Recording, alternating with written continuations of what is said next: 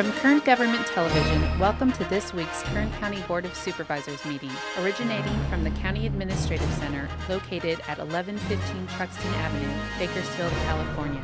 Kern County's vision is to create and maintain a customer-centered county government designed to garner the confidence, support, and trust of the people we serve. Today's Kern County Board of Supervisors meeting will convene momentarily.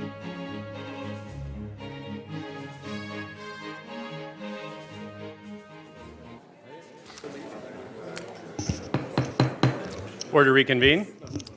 Madam Clerk, please call the roll. Supervisor Gleason. Here. Supervisor Scrivener. Here. Supervisor Maggard. Here. Supervisor Couch. Here. Supervisor Perez. Here.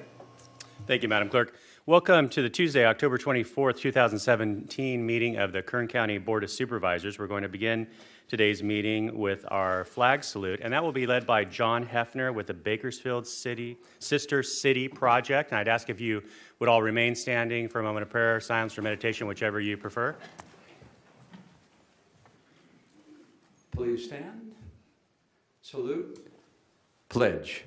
I pledge allegiance to the flag of the United States of America and to the republic for which it stands, one nation, under God, indivisible, with liberty and justice for all.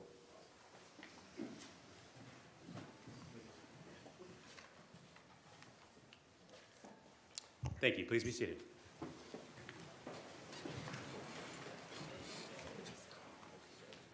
Well, good morning, everyone. If you would like to follow along with our agendas today, they are located at the two back tables. I know we have a big crowd, and so if we do run through them, we would be happy to bring more out. You can just notify one of the staff people up here at the dais, and we can arrange for that. We're going to begin with our consent agenda. All items listed with a CA above the item are considered to be routine and non-controversial by county staff. Consent items will be considered first and may be approved by one motion. If a member of the audience wishes to comment or ask questions regarding an item or items on the consent agenda, they may do so prior to a vote being taken on the consent agenda. A member of the board may remove any item from the consent agenda, and it will be considered in listed sequence with an opportunity for any member of the public to address the board concerning the item before action is taken. So at this time, I'm going to read the consent agenda items.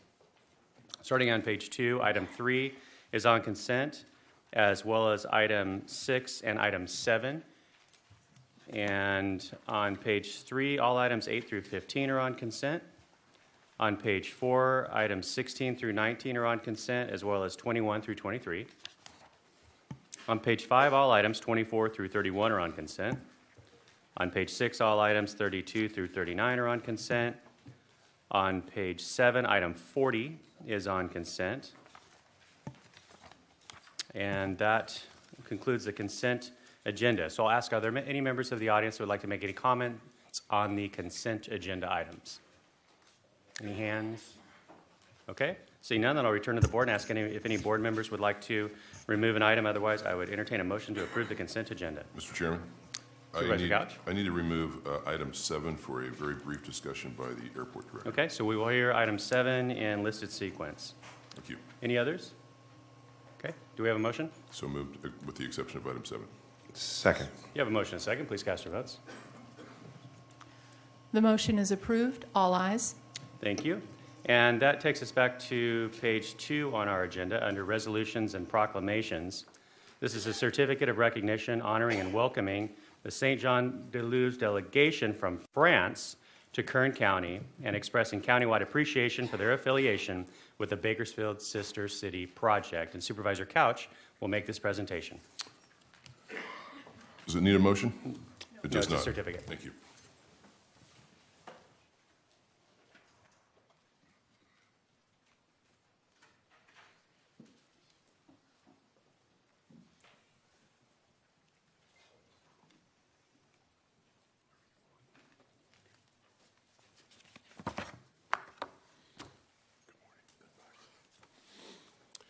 You know, 3 of us served on the Bakersfield City Council, so we are familiar as, maybe should be more familiar with the Sister City Project. And I think it was started during the Eisenhower administration. It was designed to have people get to know and become friends with people in other countries, and that would lead to less conflict and less war. That was the intent. Anyway, we are proud today to honor some visitors today, and I'm going to turn it over to the vice mayor in a moment. Some of us have been a vice mayor before, so we know what he has to deal with. But we are excited about having a new sister city. It's a European city, Saint Jean de Luz. By the way, you all chose me to do this because of my exquisite French accent. Parlez-vous français? It's located near France's border where Spain meets the Atlantic Ocean. It's also great because they have a very vibrant Basque community, which we are familiar with here. So I'm going to read the proclamation. I'm going to turn this over to Eric Sereau, who is the vice mayor of Saint Jean de Luz, and let him say a couple words. The recognition reads, it's being presented to the Saint Jean de Luz delegation, honoring and welcoming the Saint Jean de Luz delegation from France to Kern County, and expressing county-wide appreciation for their affiliation with the Bakersfield Sister City program and for exemplary public service and civic contributions to the community in Kern County. It's signed by all the members of the Board of Supervisors, dated today, October 24th, 2017. So, Mr. Vice Mayor, welcome to Bakersfield and Kern County. Would you like to say a few words? Thank you. Very much. Thank you.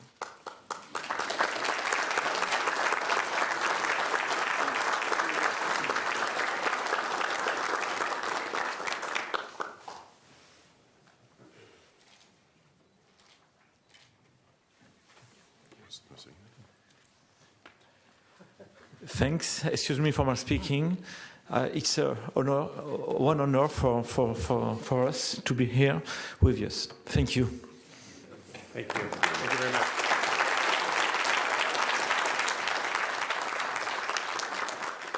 Thank you, Supervisor Couch, and welcome to our distinguished guests, and thank you. The next item on our agenda is an item under public request, item number 2. This is a request of Karen King, Chief Executive Officer, Golden Empire Transit District, to address the board regarding gets thanks to our veterans with free rides for the month of November. Good morning. Good morning, Mr. Chairman and members of the board. I'm Karen King, GETS CEO, and I'm here this morning to let you know about something that we have going on in our community. As you know, November 11th is Veterans Day, and for the full month of November, GET will be offering free rides to all veterans and active service members. We're very happy to do that for those who have served our country. In addition to providing them free rides, you'll notice we are going to wrap one of our buses with a thank you to our veterans so that our whole community can know how proud we are of those who have made the sacrifice to serve our country. So if you would please pass that information on to your constituents and let them know we'd like them to come out and ride the bus. Our employees are excited to be able to thank them individually for their service. And again, it's for the entire month of November. Thank you, Ms. King. That's fantastic, and we appreciate you being here, and we will spread the word. Thank you. Thank you so much. Thank you very much.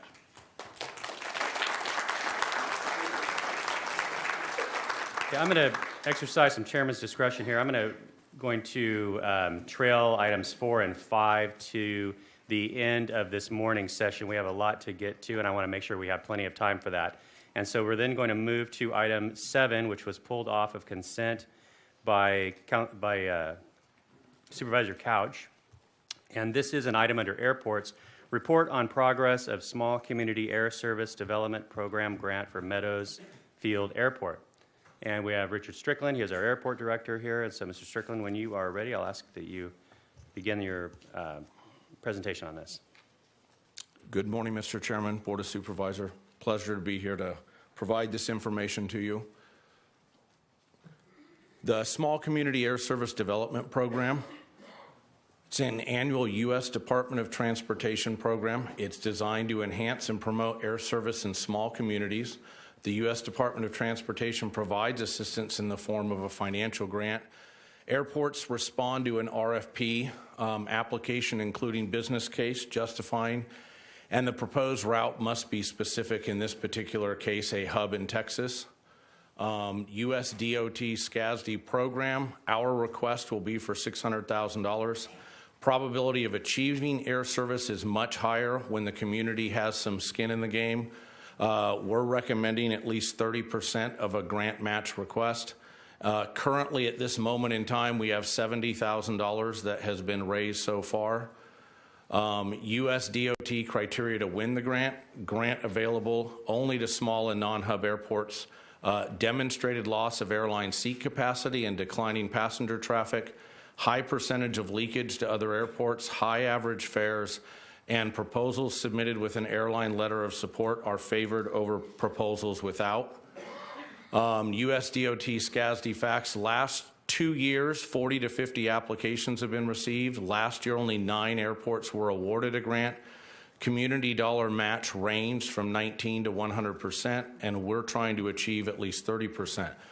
With me this morning, I've got Jennifer Pitcher with WISPA, who helped with the overall program. Would also like to recognize and thank Supervisor Couch and his office for their support with working with WISPA over some of the entities that have donated the funds. Thank you, Mr. Strickland. Supervisor Couch? Thank you, Mr. Chairman. Thank you, Mr. Strickland, for the information. And getting air service back to either Dallas or Houston, I think, would be a great thing for the community. And I appreciate your efforts on that. I want to recognize WISPA for their work on this also, and the contributions that will obviously soon become, one day become public. But I really wanted to pull this off just to make a referral to the CAO's office to ask Mr. Alsop to work with you. I think when this, at some point, it's going to come back to us, and it's going to be our decision that we're going to have to probably make a contribution as well, maybe a matching contribution to what the industry is stepping up and doing. So I wanted to make that referral to you. It's obviously a budget issue, but I would be supportive of that. And maybe you can, maybe you can give us an idea on the timing of when the grant is submitted, when you will know if we're successful or not, and when we'll be needed to make that decision. The RFP is now out from the U.S. Department of Transportation. We'd like to submit it by the first week of December. Obviously, as we're putting the grant document together, we need to know whether we have the matching funds already. As you know, we've been working alongside WISPA and various oil companies within the Valley for several months now, trying to pull everything together. And at this point in time, we've got donations from... So far, we have commitments from Chevron, CRC, NALCO, and ERA. Pretty significant commitments, and we will continue to reach out to other companies as well. Okay, thank you. So I would think we only have one more board meeting in which we'd be able to discuss the item, which would be November 14th. Would that be possible, Mr. Alsop, to bring it back then?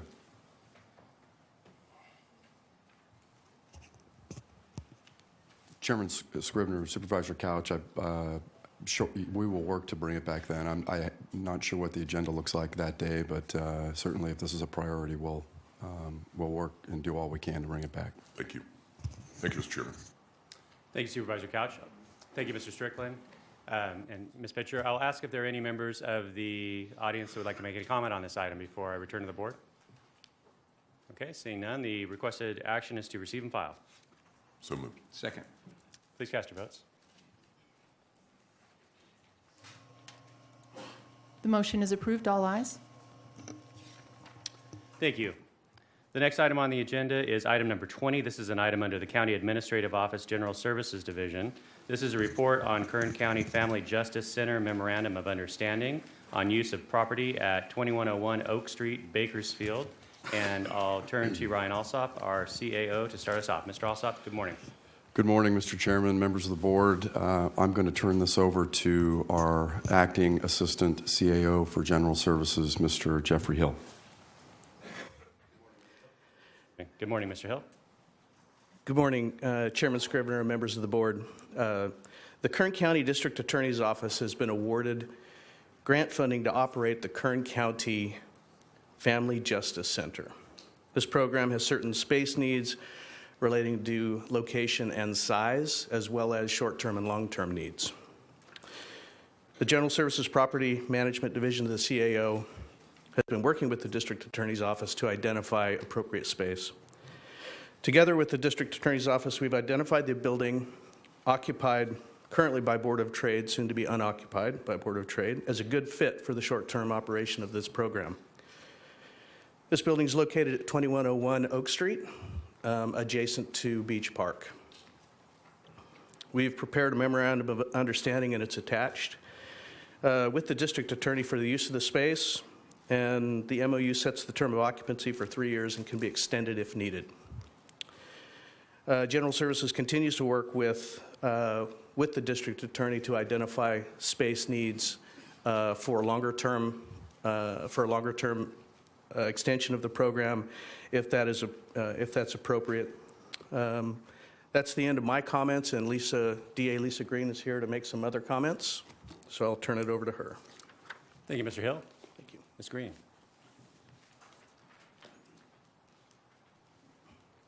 Good morning. Good morning, Chairman Scrivener, members of the board. I don't really know where to begin. We are so excited to, if the board agrees that we have this building available to us, the Board of Trade building. We're hopeful that we will be able to open the Family Justice Center, which will help domestic violence victims and their children by the end of the year. That's our timetable. You all know, because I've come and spoken to each of you, both in this setting and privately, that this is a project I've been working on for close to 7 years, and it's about to become a reality to help people in our community that honestly are unable to help themselves. I particularly want to thank Melissa Allen, who's in the audience, and Mike Raceburn, supervisors who began with this project, Scott Johnson, the Assistant District Attorney Scott Spielman, who have been so helpful, and then Kristen Barnard, who's serving as our executive director, who's actually out of town working on this project. This is a humble beginning, but I am so humbled that we are able to provide this service. I want to thank all of the board members. I do want to give us another public thank you to Supervisor Perez, who has supported this from the beginning and has been a constant source of support on this project. But beyond that, I do want to tell members of the board, as I said, I've been working on this a long time, and it's taken a long time. And honestly, this could not and would not have happened without the support of CAO Ryan Alsop. And I want to thank Mr. Alsop for making this project important to him, because he knew, one, that it was important to me, but more importantly, that he knew how important and the need that we had in our community. I'd like to thank Jeff Hill, the other people in the CAO's office, General Services Division. There's so many people, I could go on, and then our partners. When we had a strategic planning meeting 5 years ago, we had 124 partners on this project. It has the support of everyone, and I'm happy to say that when we brought the grant to the board that Jeff Hill mentioned, we brought it to the board in June of 16, and it's been a work in progress since then, but I'm happy to report that it was actually finalized last week. It's a $1.2 million grant over the course of the 2 years that we have to operate the Family Justice Center. There is no real general fund cost to the county, which is another plus. So thank you for your foresight on this, for supporting this project. And I'd be happy to answer any questions, but this is a day, people say I don't get up here and smile enough, and this is a day where I can smile. Honestly, I'm humbled and grateful. Thank you so much. Thank you, Ms. Green. Awesome.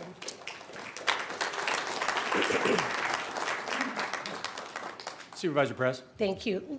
Lisa, can I ask you a couple questions?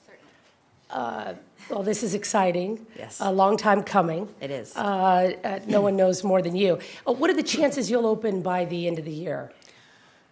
We are cautiously optimistic. We've placed orders for cubicles and that type of thing, but the building really doesn't need any work other than signage. CSUB art students are doing a mural inside the building for us at no charge. So it is coming together. So I'm hopeful that it'll be by the end of the year, if not early 2018.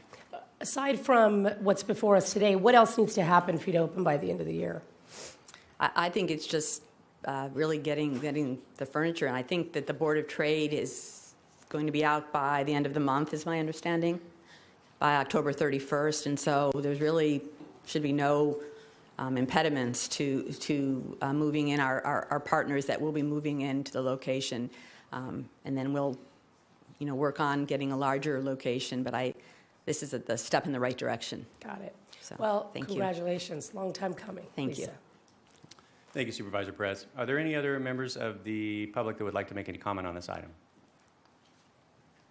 Okay, I see a hand in the back. Please come forward.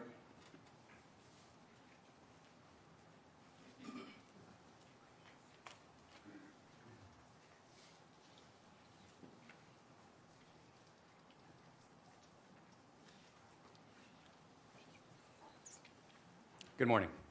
Good morning, Chairman Scrivener, board members. I'm very appreciative to hear that Mrs. Would you state your name, please? Oh, sorry. Nadine Escalante. I'm very appreciative to hear Mrs. Green, her dream coming true of having the domestic violence unit, basically. I know as time goes by and with county money and revenue and things, it's still going to take a long time for it to come to pass. But it's a very urgent matter that needs to be given attention immediately. I'm a victim of domestic violence. I saw last year one of my friends die, tragically die, and we were all changed forever when Katrina passed away. This unit has to be where it is able for us women, survivors of domestic violence, where we can walk in the door and we have somebody who's going to help us. We shouldn't have to come in and fight and fight and fight for our right to live. And this is what this program should be being made about. And hearing this, it just doesn't seem like it's all going to be one centralized location to where victims can come in and get, paperwork for the restraining order, child custody issues, all this information that they need at this time, and the emotional support that they need. And people forget that. And we forget that when our law enforcement are coming out and making their phone calls. These families need emotional support. Our children need emotional support, because when they're going through these tragic situations, our children are going to school the next day. And we're expecting them to live okay, and they're not okay. So I hope that you guys, the board, thinks of this as you're stepping forward, making these changes. Please think of the children. Please think of the children. Please think of our families. Thank you, Ms. Escalante. Are there any other speakers? I'm going to make a request in a few minutes that we don't applaud, because it does interfere with our sound system. So I hope that you all can respect that request. But I'm going to ask, are there any other speakers on this item? Okay, seeing none, I'll return to the board. The requested action is to receive and file. So moved. Second. Please cast your votes.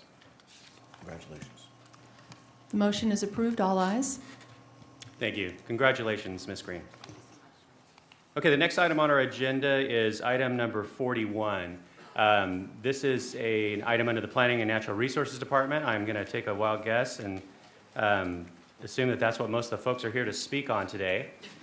I did watch the entire Planning Commission proceedings, and so I'm going to make a couple of changes from what they did. Our Planning Commission did a great job for us, but one of the things that I'm going to do is we're going to reserve this front row for people who are going to speak on this item. And the reason why I want to do that is because at the Planning Commission, we had lines of people that were coming down the aisle, and some of the folks were having trouble standing for that period of time. There was an hour or so of testimony. And so if you were in the front row and once you come up and speak, I'd ask that you then move back to the back, open up that spot for someone else, and then I'm going to instruct people to come down and fill those spots if they want to speak. Okay, so that's the first thing that we're going to do. The second thing is I want to ask that you spell your names.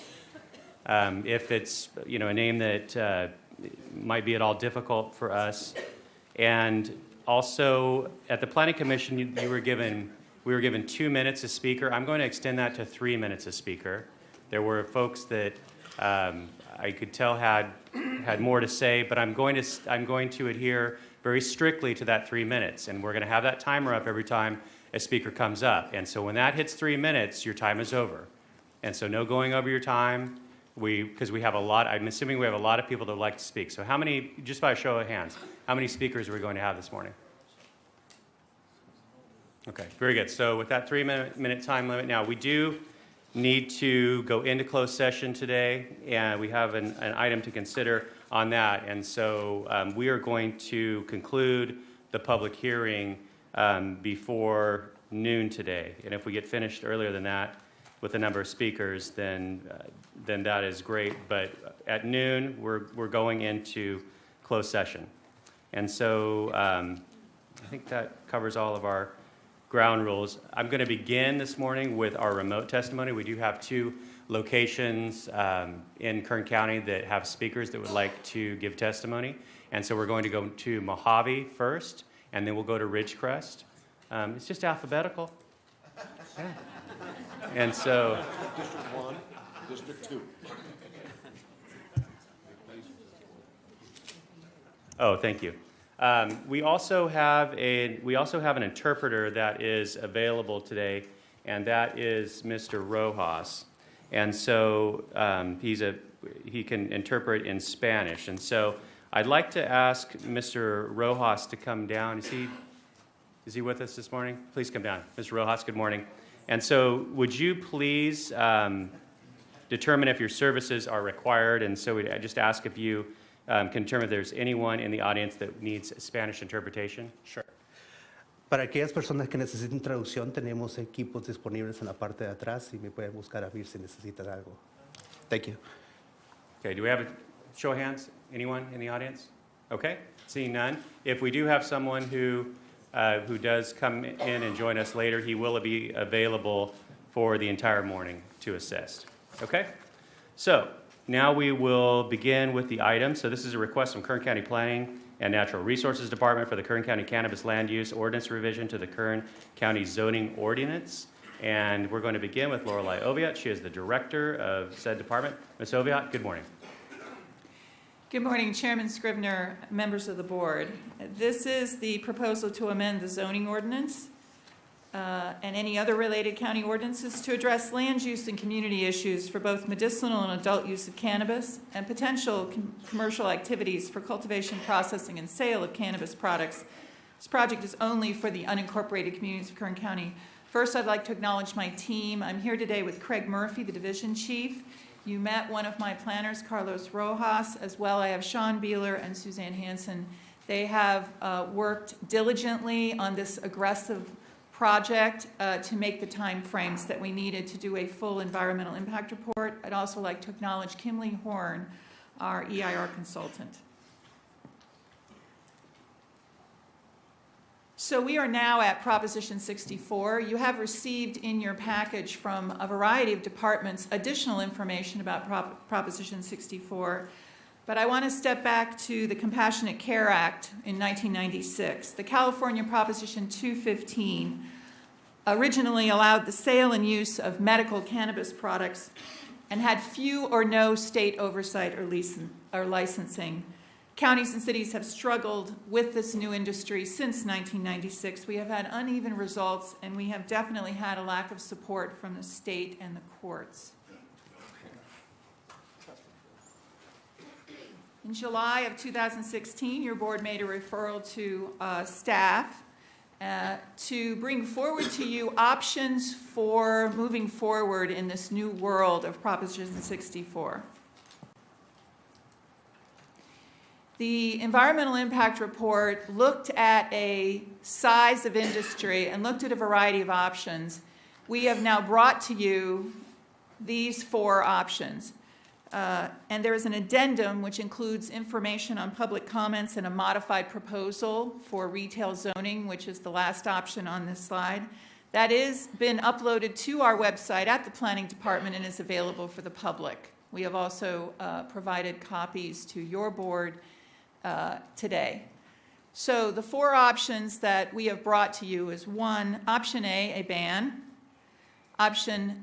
modified option A, which is a temporary ban while both options, a ban and regulate and tax revenue, is placed on the June ballot.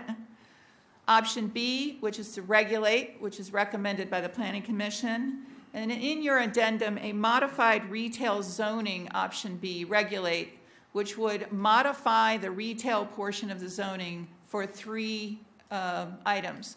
One, industrial zoning only. Two, a 1,500-foot minimum from churches and a definition of churches and places of worship. And three, medicinal use only, no recreational retail sales. The option A ban includes, as all of these options do, first, certification of the environmental impact report. All of these options require that your board certify the environmental impact report and make particular findings. The ban would repeal all the prior ordinances, and then this new banning of commercial cannabis activities for both medicinal and adult use would be placed in the zoning ordinance. Therefore, we would have all of our regulations in one place. We would reaffirm Proposition 64 that personal use of cannabis in public and county parks would remain illegal in Kern County. In addition, the state has just recently allowed for county and state fairs to have cannabis vendors. Part of the recommendation would be that you make a referral to the CAO to renegotiate that lease with the county fair and ban cannabis vendors. Cultivation of 6 plants for personal use is allowed under Proposition 64. However, you can ban outdoor cultivation, and under Option A ban, that would be part of it. In addition to implement this ordinance and the mitigation measure in the environmental impact report, there would be the creation of an established funded cannabis activity enforcement task force. Under the court determination that the 2009 ordinance, which was very simple and only included one, that it had to go in any place where there were pharmacies, such as commercial and industrial, and two, that it was 1,000 feet from schools, we are required to recognize existing determined legal retail medical dispensaries. The list at this point is 28. We are reviewing 8 more that have provided information to us, but right now there are 28 legally determined in the unincorporated area of the county, clustered in Oildale and Rosamond, with a few scattered in other parts. The amortization program that would be placed in the, which is in the ban ordinance, would require that they close after 1 year period with opportunity for extension. And I will be going over more details about this provision in a moment. The Cannabis Activity Enforcement Task Force was put together after consultation with these departments. As you can see, it would be a proactive task force as opposed to our enforcement that we have now, which is primarily based on people bringing us information that a property owner is getting ready to lease to someone, or they've seen evidence of plants being moved into a retail establishment. And right now we are complaint driven. We've been very successful with the network of community members, and we appreciate all of them who have taken the time to call us with their complaints and their information so that the departments can be proactive. However, given the Proposition 64 and given the misinformation that we believe will now be in the community of businesses, including that, quote, it is legal, a proactive enforcement would be needed to put the ones we have into compliance, the 28 plus, make sure that they continue to be in compliance with the ban, and to aggressively let people know what the rules are, that it is banned, including the real estate developers, the property owners, the people who broker these, and specifically our out-of-county landlords.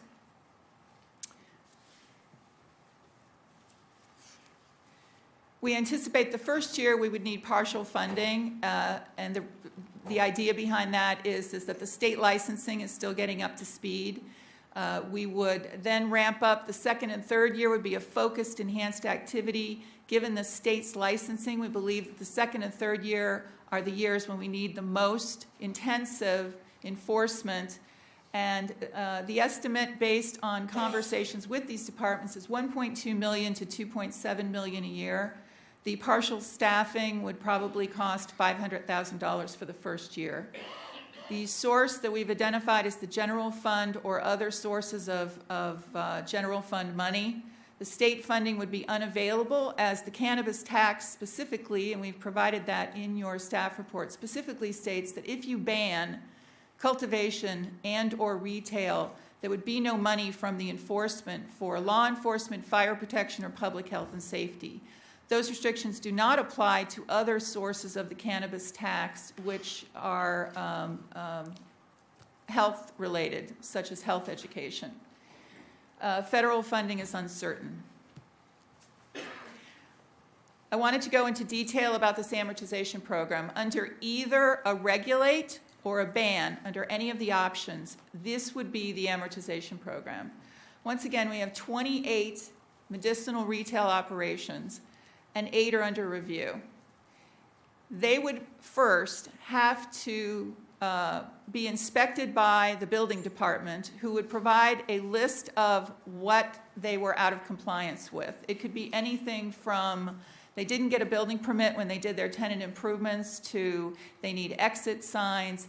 And of course, Mr. Fenton is here today if you have questions about what such a compliance covers. At that point, they would have to go through their list, come into full compliance, and the building department would have to provide the planning department with a letter saying they were in full compliance. No cultivation would be allowed. Some of these people are actually cultivating as well as selling. No cultivation would be allowed under this program. They would have to remove all their cultivation and attest with an inspection that there was no cultivation. In addition, some of them are in litigation with your board, or your board is in litigation with them, and so any litigation issues would have to be resolved, and counsel would address that at the time. At that time, we would issue a letter that they could take to the state of California and letting them know that they should be seeking a temporary license only for medicinal use and only for a period of 1 year under the ban and 2 years under the regulate. And we would put in our letter that no adult use sales or products are allowed to be sold. If no license was attained, if they could not follow the state rules, the operation would close. I would like to note that council has informed us that we could put no other restrictions on these businesses. We cannot regulate how they operate. We cannot regulate their hours. We can regulate none of that. However, the state would be regulating all of that, and there would be rules. In addition, they would not be subject to any of the setbacks that have been added by your board, that would be added by your board under regulate. So the only setbacks they would have to comply with is, one, the 2009 ordinance of 1,000 feet from a school, and the state ordinance, which is 600 feet from a daycare center, a youth center, and a school.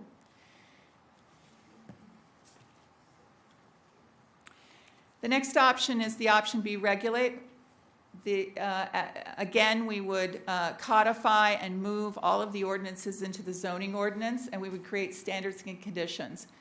As we've reviewed for you at the briefing, there would be a half-mile for site plans for setbacks and 1,500 feet minimum for conditional use permits. Under this program, the 28 would have 2 years to relocate, meaning leave the county, get a conditional use permit for the location they have, get a CUP for another location in the unincorporated area, or close.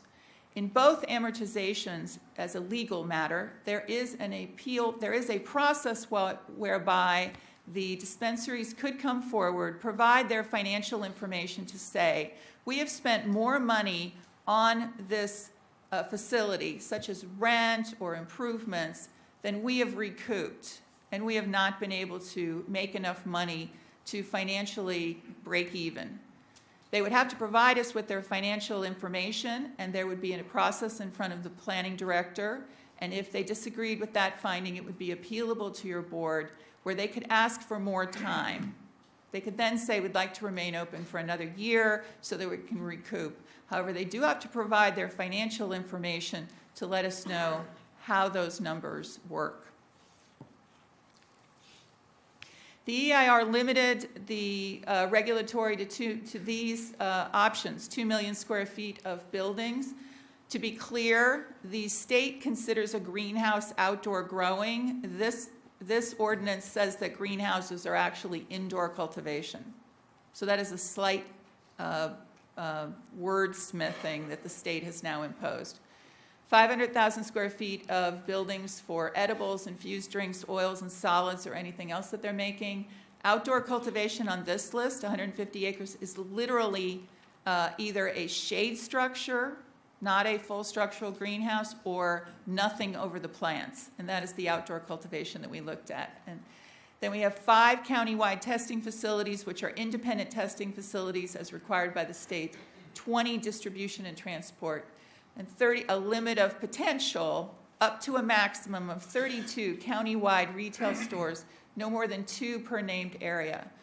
At this point, I'd like to go over the mapping that we've done to provide your board with information as well as the public. So the cannabis designated map. As a reminder, the state regulations have now made medicinal come into compliance with the same retail requirements as recreational. So the idea of a nonprofit collective will disappear on January 2nd. They will need a retail outlet. They will need a medicinal license or an adult use license or both. It's the M license and the A license. Mobile delivery cannot be made from an undisclosed location. Mobile delivery can only be made with a license from the state from a retail brick and mortar operation that has a permit from the local jurisdiction. The retail does not have to be open to the public. So a retail operation could have a brick and mortar operation with mobile, but it's not open to the public. But we do have mobile operators now operating who will not reveal their physical location, have not established a physical location, and we're not clear where they're delivering these mobile from. So that will be out of, if we ban or we regulate, they will be out of compliance with the state, and we can bring state enforcement against them. So these 16 are based on Kern County map that actually looks at census tracts.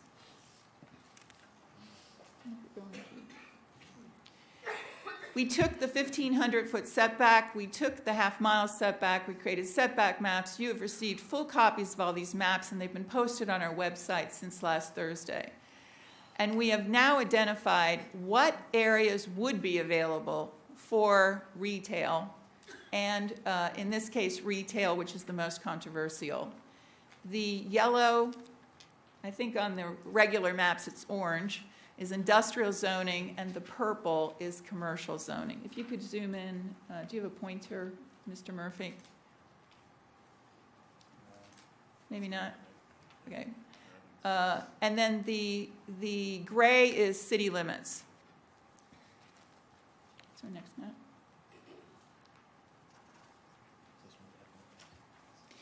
This is the half-mile buffer showing areas that could be available for warehouse cultivation, which is the half-mile.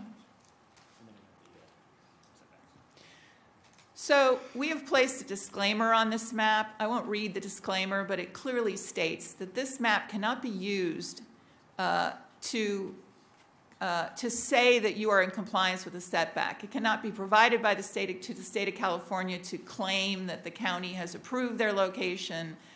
because these setbacks are site-specific, and they need to be made from the designated building to the use, and we need to reconfirm that with a site visit. So we put a disclaimer on this map so that people don't go out and use this map and somehow try and use this to say that their project was approved. We've done this to provide communities with more input so that they understand the potential impacts. Adding churches and places of worship will not change this map, since the majority of them are within near youth centers or near parks. So we have verified that adding churches would not change this. It could in very, very rare instances for the half mile, but once again, this is an illustrative map, not a definitive. We've also looked at spheres of influence. One of the distinctions is that, as we scroll through, there we go. So we looked at putting all the spheres of influences off limits, and we were unable to find enough industrial and commercial to make this viable under regulate. We do provide this for your information, and although industrial zoning is feasible, it is not feasible in all of these areas, and some of this industrial is completely already used. However, I would note that we will be reviewing the industrial modification. As you notice, the yellow is industrial. If we limited retail to only industrial, it would be outside most of the spheres of influences. Remember, this is not city limits, this is spheres of influences, and spheres of influences were reviewed by your board and adopted by your board, however, not adopted, but reviewed by your board. And when LAFCO does a sphere of influence, they look at commercial and industrial. That's the whole point of a sphere of influence, and as to whether a city can annex it. Go back to that.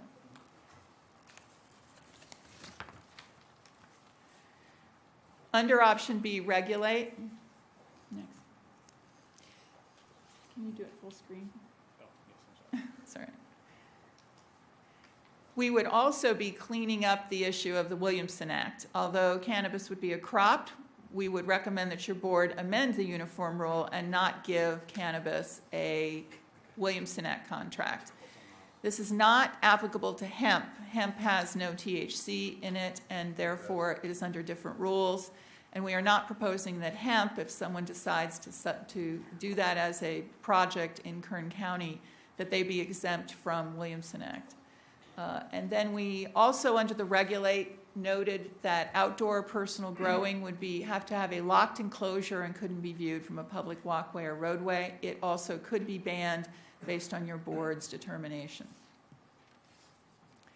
Option B, regulate. We did provide you a fiscal. It would produce $1.5 million to the general fund and $1 million in property taxes.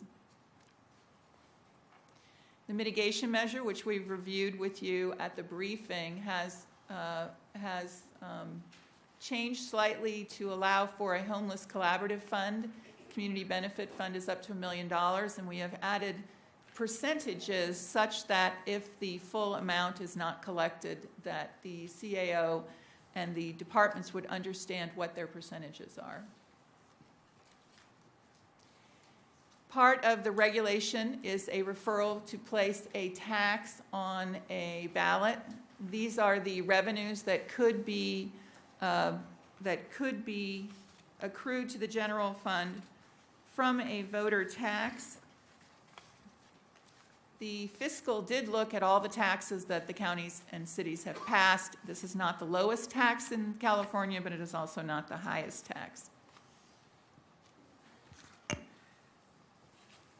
We estimated the full-time permanent jobs at 8,750, along with the construction and indirect jobs and the potential for new job training programs. As you know, we did a full and complete environmental impact report. There is one mitigation measure under the ban option, which is to create the Cannabis Enforcement Task Force, and 82 mitigation measures under regulate. We have not received any more comments on the final EIR. The comments that we've received have been either on the actual zoning ordinance. This is where information can be found on our website. I'd now like to end by reviewing the options before your board. First, all options certify the environmental impact report and make the findings. Option A is ban all commercial and public personal use of cannabis. Option B is regulate, which is the Planning Commission recommendation. Then the department has brought forward a modified option A, which is a temporary ban, and under this temporary ban, the 28 would continue to be amortized. There would be a temporary ban until, and the ban regulate with a tax would be placed on the June 2018 ballot. The ban ordinance would specifically state that depending on the outcome of that, the ban would automatically be repealed. So if the ban on the ballot went into effect, the temporary ban would be repealed. If the regulate with a tax went into effect, that would be based on a simple majority, whichever of them got the highest votes. The intention behind this is to preserve the status quo until the voters could determine which countywide, including cities, what the status of commercial cultivation would be. We have received significant public comments, and between the phone calls and letters, we have 100 communications to ban and 300 communications to support regulation. Those, of course, are people who have taken the time to write and call a variety of locations, and we have accumulated them and provided to your board. The last is a modified retail zoning option A, regulate. This modification could be placed into the temporary ban and placed on the ballot as well. There is no restriction on your board in making adjustments to the regulatory to a certain extent, as long as they're within the confines of the EIR. The retail has engendered the biggest complaints. It is the largest impact on our communities. It is over-concentrated in 2 of our communities. And so staff is recommending, one, that we limit it to industrial zoning to take it out of the commercial businesses. The complaint that has been lodged is well documented. Other business owners that have to be next door to these operations have complained that it has reduced their traffic, it has reduced their ability to lease, and we have created a market where landlords are evicting established businesses in order to lease in commercial areas. We need thriving grocery stores. We need thriving dry cleaners. We need a balanced community. This is only one industry. Therefore, in looking, we have provided you a spreadsheet that validates for the record that there is enough industrial zoning outside the setbacks that there could potentially be, with a CUP process, 32 county-wide, and we are not unduly restricting this industry. There are people who may say this is Measure G. It is not Measure G. We did not do a full environmental impact for Measure G, and we are not requiring a mile, and we didn't require a discretionary conditional use permit. So it is very, very distinctly different from the original Measure G that was placed on the ballot. Second, we are proposing to add churches to the 1,500-foot setback. The definition of a church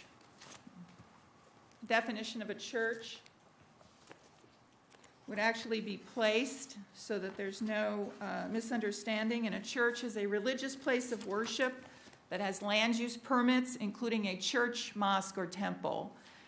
And this same 1,500-foot minimum is for the parks and the libraries. Therefore, we would be protecting everyone's equal protection under the Constitution, that churches would be afforded the same protection.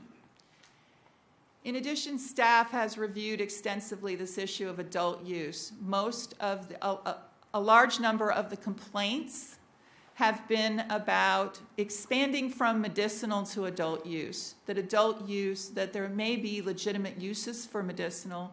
You will be hearing from your department heads who are work in these areas about those uses. We've provided in the record a 600-page JAMA report that shows that there actually are legitimate uses. Therefore, the question becomes, has this industry shown itself to be a good neighbor? Has this industry, in establishing the 28 that we have, or the 120 that we have illegally countywide, actually integrated itself into communities seamlessly? And the answer is no. Therefore, the idea of establishing a regulatory retail and immediately expanding to adult use has been reconsidered by the department. We are bringing forward a concept that under retail it would be medicinal only, and we would still continue that the indoor cultivation, which is out in the A-zoned properties, is highly secured greenhouses, could be both recreational and medicinal, since it would be providing not just exclusively for Kern County, but for Northern and Southern California, and that those distinctions, those medicinal, those are not customers, those are plants. Therefore, there aren't the same impacts on a business community. So this is the modified retail zoning option A regulate. We have provided in your addendum and in your original staff report all the necessary recommendations and findings. That completes my presentation, Chairman Scrivener and members of the board. And at the end of this deliberations, when the board is prepared to understand motions for a variety of these, I will be prepared to walk your way through those. Thank you. Thank you, Ms. Oviatt. I'm going to let everybody know what our sequence is going to be here. I neglected to notify everybody. I am going to ask if there are any county department heads that would like to make comment on this. There was a request from the board that county department heads, if they did have an interest in sharing their concerns or their thoughts, that we wanted to hear that. So I will ask that county department heads speak first before we go to the remote testimony. But before I do that, I'll ask if any members of the board have any questions for Ms. Oviatt before we go to the department heads. Okay, seeing none. If you are a county department head, either appointed or elected, and you'd like to make comment, please come forward. We'll try to move through these quickly and then get to our remote testimony and then open it up for public comment here. And please state your name for the members of the public. Good morning, Supervisor Scrivener. My name is Matt Constantine, Director of Public Health, and I think Craig has a presentation he's going to get up for me, or Ms. Krause.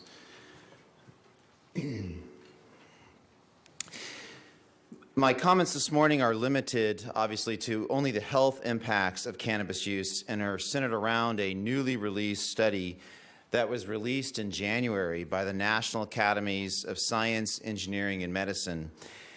Let me also state that my comments are limited to the information, obviously, just about the health effects, and some of this information is contradictory at times. Research on the health effects is also limited because of the classification of cannabis as a Schedule I substance, and the health effects on children or those under the age of 18 is obviously limited. This recently released study reviewed the scientific research published since 1999 about what is known about the health impacts of cannabis and considered more than 10,000 scientific abstracts. The study analyzed and categorized health effects in a number of areas, a few of which I would like to just briefly discuss. The first one is on therapeutic effects. One of the therapeutic uses of cannabis is to treat chronic pain in adults. This study found, in fact, that patients who were treated with cannabis were more likely to experience a significant reduction in pain symptoms. There was also substantial evidence that cannabis, specifically edibles, helped with pain associated with multiple sclerosis and other chemotherapy-induced nausea and vomiting related to cancer treatment. For injury and death, this study found that there was substantial evidence that cannabis use prior to driving increases the risk being involved in a motor vehicle accident. Evidence was also found that in states where cannabis use is legal, there is an increased risk of unintentional cannabis overdose injuries among children. In one study, ingestion was the most common source of unintentional pediatric exposure, accounting for 78% of all incidents. Another study reported that from 2000 to 2013, the annual rate of poison calls to cannabis exposures among children younger than 6 years of age was almost 3 times higher than in states that had legalized medical cannabis prior to 2000, where cannabis remained illegal. So it was more common that children became exposed. In cancer, surprisingly, the study found evidence that smoking cannabis doesn't necessarily increase the risk for cancers, specifically lung cancer, which is oftentimes associated with tobacco use. In addition, there was limited or insufficient evidence that smoking of cannabis was an increased risk factors for other types of cancers, or that cannabis use by a mother during pregnancy led to a greater risk of cancers in children.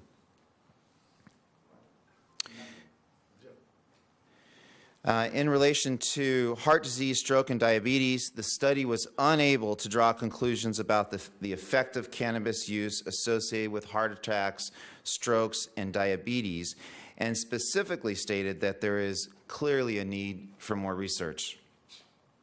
For respiratory disease, the study found that... Mr. Constantine, I'm going to interrupt you. Sure. You in the front row, sir. Yes, sir. Please do not make any comments. If you disagree with the speakers, I'm going to ask that everyone in the audience does not make any comments. I don't want to hear any catcalls, anyone disagreeing, because I'm going to guarantee you that everybody in here is going to disagree with something that somebody says.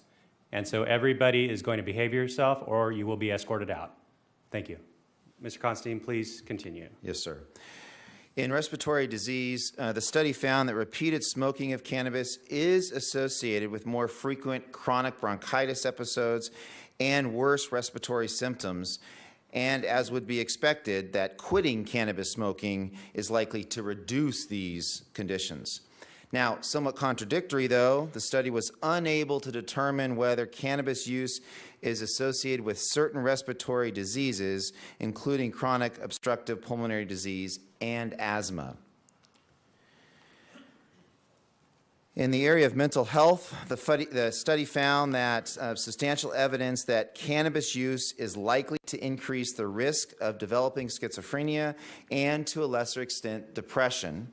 And again, somewhat contradictory, individuals diagnosed with these diseases, a history of cannabis use may be linked to better performance on learning and memory tasks.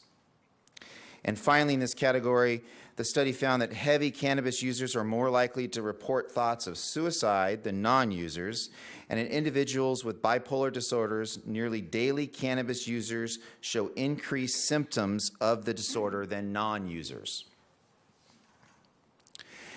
In the prenatal and neonatal exposure, the study found strong evidence that smoking cannabis during pregnancy is linked to lower birth weights in children. However, the relationship between cannabis use and the mother and sudden infant death syndrome, cognitive and academic achievement remains unclear.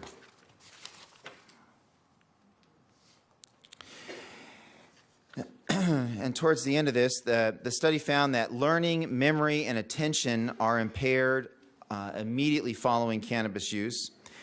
And in addition, there is limited evidence to suggest that cannabis use is related to impairments in academic achievement, employment, income, and social relationships.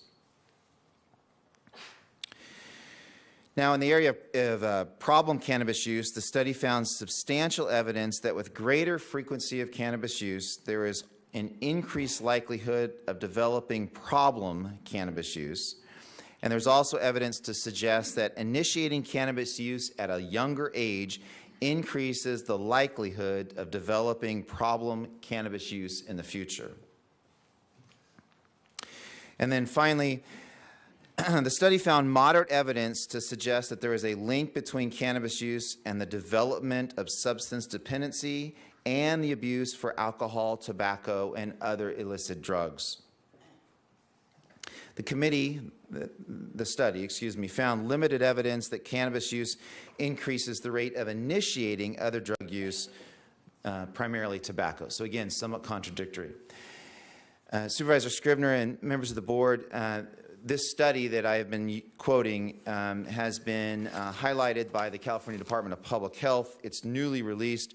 It obviously has more work that needs to be done. One of their prime recommendations is additional studies needed to be completed.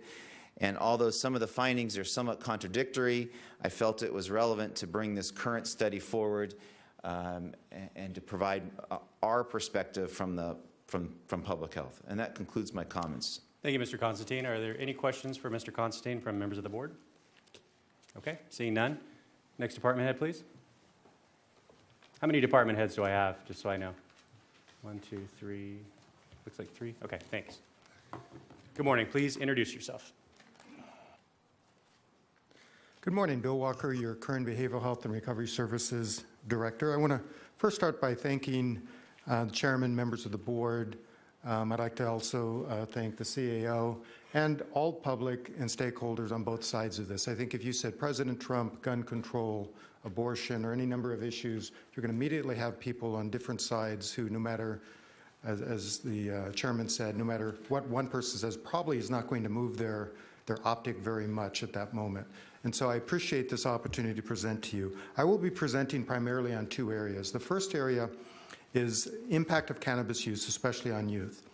The second is recommendations as it relates to prevention and policy related to prevention. Document-wise, I'm really drawing from 2 different areas. The first area is the excellent documents that the Planning Department included in your packet, the Final Environmental Impact Report, Volume 4, Chapter 7. I want to highlight especially 2 documents that were in the appendices. The first is the cannabinoids for medical use, a systematic review and meta-analysis, and the second is the health effects of cannabis and cannabinoids, the current state of evidence and recommendations for research.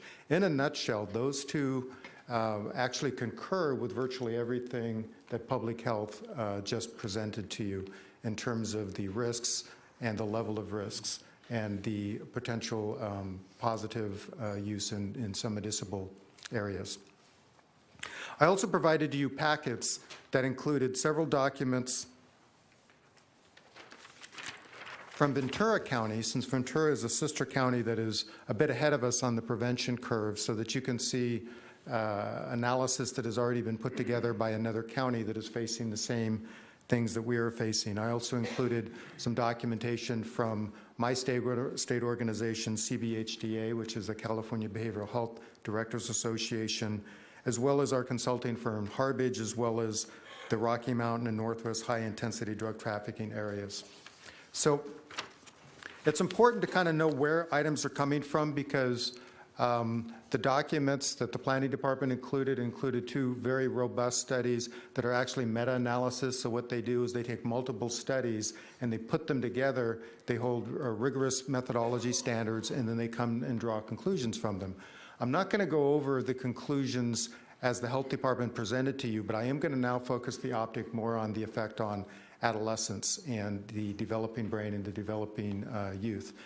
Obviously, the goal of regulation or ban is that youth wouldn't be using the marijuana and the cannabinoids. That being said, we all know that how that's worked with tobacco and alcohol, and so the importance of how we actually focus on our youth and prevention is vitally important. First up, the perception of risk is diminishing. That probably doesn't surprise anyone that in 1991, studies showed that approximately 79% of 12th graders thought that using marijuana would be bad for them, that it would be substantially bad for them. That has dropped in 2015 to 32%. And so what you see is now less than 1/3 of our high school students think that smoking marijuana or taking other forms of cannabis would be detrimental to them. So there's an inverse relationship between perceived risk and teen cannabis use. And early onset of youth use equals greater risk for developing of a substance use disorder. There are 2 to 4 times more likely to develop an addiction to cannabis if you start smoking as a youth than as an adult. An adult who chooses to smoke marijuana or other forms of cannabis has about a 4% likelihood of developing an addiction. For an adolescent, it's 17%. So clearly, addressing prevention at the adolescent level is imperative, no matter which direction we vote on this measure. I'm going to cite just a little bit of information from studies that were performed in Ventura. They looked at 132 samples of their youth that were brought in for treatment at an acute level of treatment. And of those 132, 98% of them were smoking marijuana or taking cannabis in some capacity. The average age of onset was 13. Keep in mind, this is before legalization. This is through the current way of getting cannabis.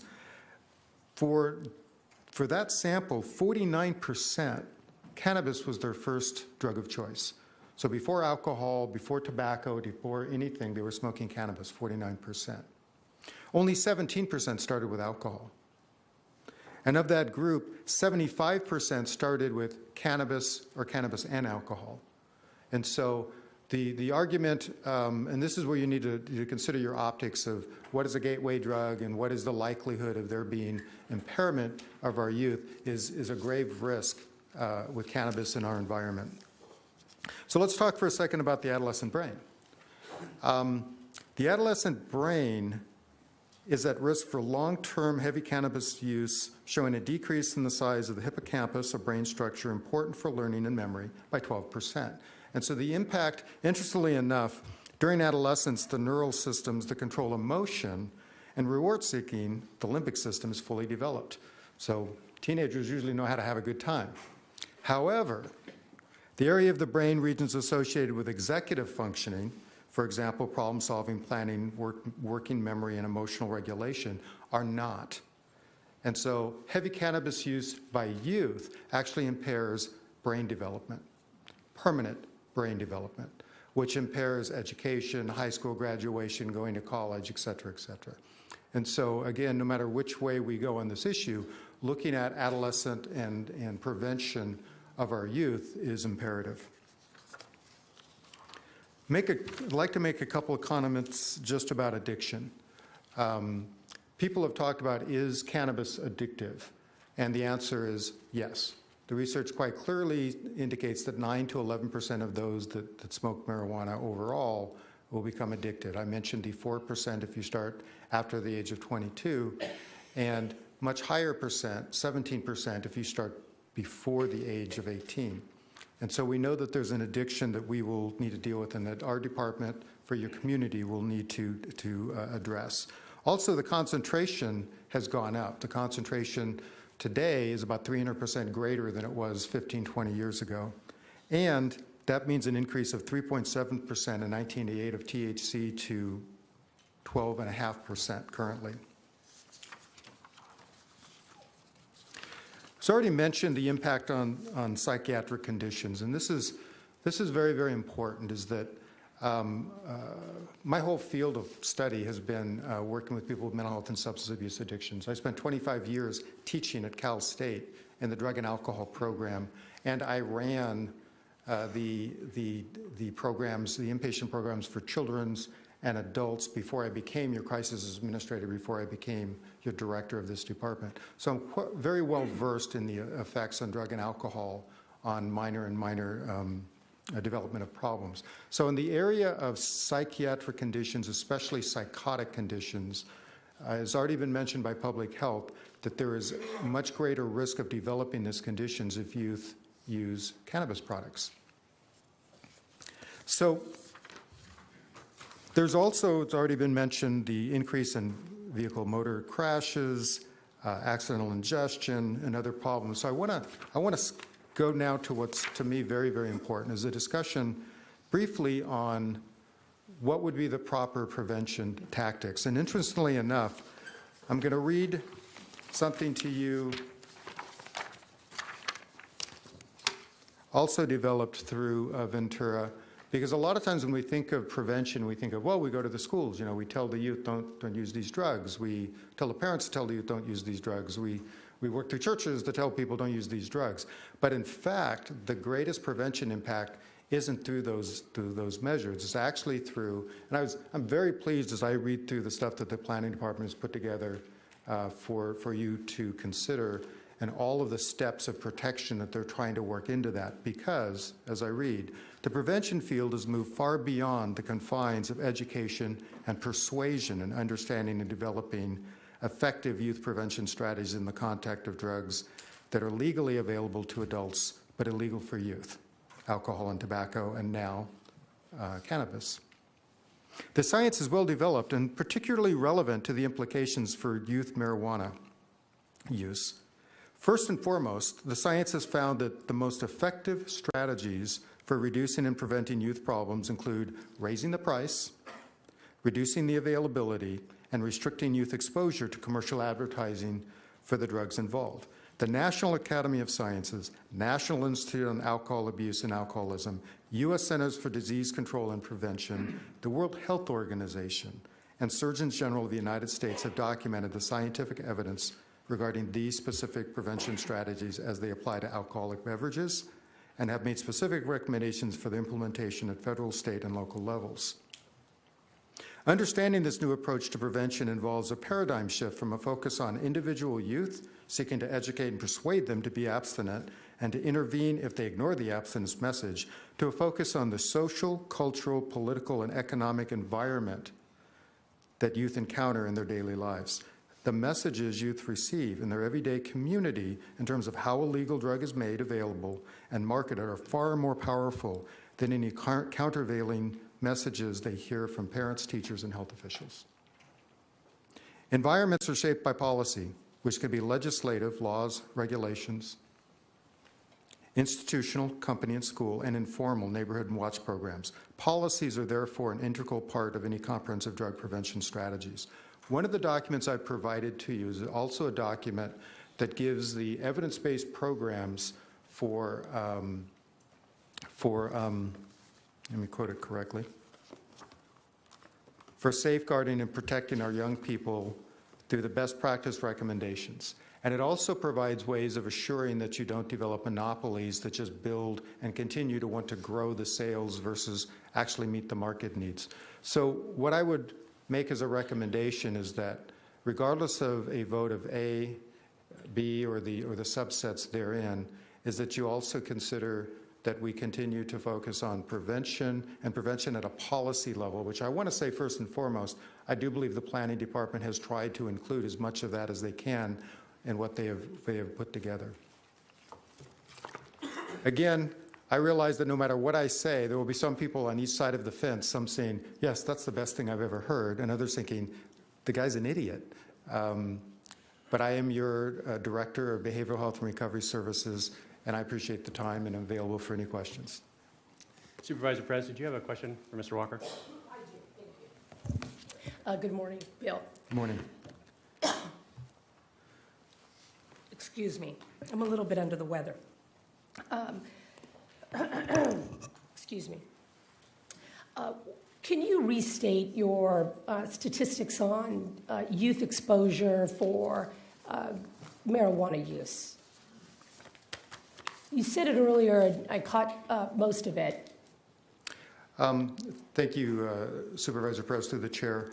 I had stated that in 1991, 79% of 12th graders felt that... No, I don't mean perception. I mean Okay. use, exposure and use.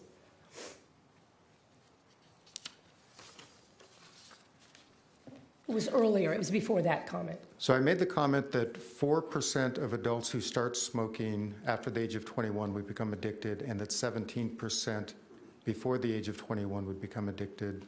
That was one of the statistics I mentioned. And I apologize if I'm not citing the statistic you're looking for. Did I hear you right, Bill, that the exposure to alcohol use for teenagers, I thought I heard from you, has been reduced over time? Did you say that, Bill? I don't think I said that the exposure has been reduced over time. Or the incidence of teenage alcohol use exclusively. Do you remember the statistic you cited? I was, no, I don't actually. I would have to go back through my notes, but I was not speaking to alcohol use specifically. In alcohol, I was speaking to the relevance of the way what we've learned about alcohol use and how to prevent through policy versus just prevention like at the schools. But I don't think I made a comment that alcohol use has reduced through the years. Okay. I must have misunderstood you. Thank you, Bill. Certainly. Thank you, Mr. Walker. Who'll be next, please? Okay, so we have our Public Works Director, our Sheriff, and our DA, and I think that was all. Okay, excuse me, Mr. Judd from Kern Medical as well. Okay. Good morning, Mr. Pope. Good morning, Mr. Chairman. Craig Pope, Public Works Director, and within Public Works we have the Division of Code Compliance, and I'll speak to some of the opinions we have over this topic of whether we regulate or ban the use of or sale and growth of marijuana. First of all, if we were to regulate, we'd have rules on where these facilities were, when they'd operate, and with those rules we can then tailor it so that the public can find them palatable. I mean, that's the general thing that we do with all businesses. We don't just let them go willy-nilly. They don't get to open and close at any time during the day. We have rules of operation. So with regulation that would come, and code compliance would be responsible for making those rules enforced. You'd set the rules, we would enforce those rules, and that would be our role in it. We believe we could enforce those rules that you establish within what we already have as a crew. We have 5 to 6 officers at any given time, and these, we call them code compliance officers. They're not trained law enforcement. They are normal people like we are. We don't have any training for busting into a business. We don't have any training in arresting. We don't do that. We are there to make sure the rules are complied with. And if we were working with a business that had rules and knew they had something to lose by not complying with those rules, we find it fairly easy to work with them. If we were to ban, banning is another thing. We don't even really know what a ban looks like. We've tried to ban here, and we've been fairly unsuccessful working within the rules of code compliance. If people believe that you can ban it today, wave a wand and ban it, and it disappears, they're wrong. We have out there, currently we have a moratorium on no new facilities. Since that moratorium's been in place, we've probably had 40 new establishments open, and we've been unsuccessful at shutting any of those down. We think if there's to be a ban, it would have to somehow then say those facilities that are operating, and there won't be any rules on them, they'll pop up anywhere they want, they'll operate at any time they want, they will be working below the law. And under that, we feel it becomes law enforcement. It is beyond the ability of code to do that, at least on their own. We could work with law enforcement on it. But for code to be able to go out there and regulate, there are no regulations. If it's a ban, these facilities that keep popping up daily would be up and operating on their own, doing what they want. And it'd just be whack-a-mole. Chase them. We could probably lean on them along with law enforcement and get them to move next door or down the block. I think primarily code compliance officers are not law enforcement. If we're going to go to something greater than compliance with rules, it's going to have to be a law enforcement operation. With that, I'd be glad to answer any questions you might have. Thank you, Mr. Pope. Any questions for Mr. Pope? Supervisor Gleason. Thank you, Mr. Chairman. Tell me what you think, Craig, about the task force. The task force, that's to ban it, we'd have to have a multitude of county operations. I don't know what it'd look like. We don't even really know what a ban looks like. If we're going to try and say there is no facilities that grow marijuana or have no facilities that sell marijuana in this county, that is a very large task, and it will take everybody at the table to try and pull that off. It'd be quite expensive. It's not a code enforcement thing. It's probably not just a sheriff thing. It would be everybody that we have thrown at it. Any other questions? Okay, Mr. Pope, thank you very much. Thank you.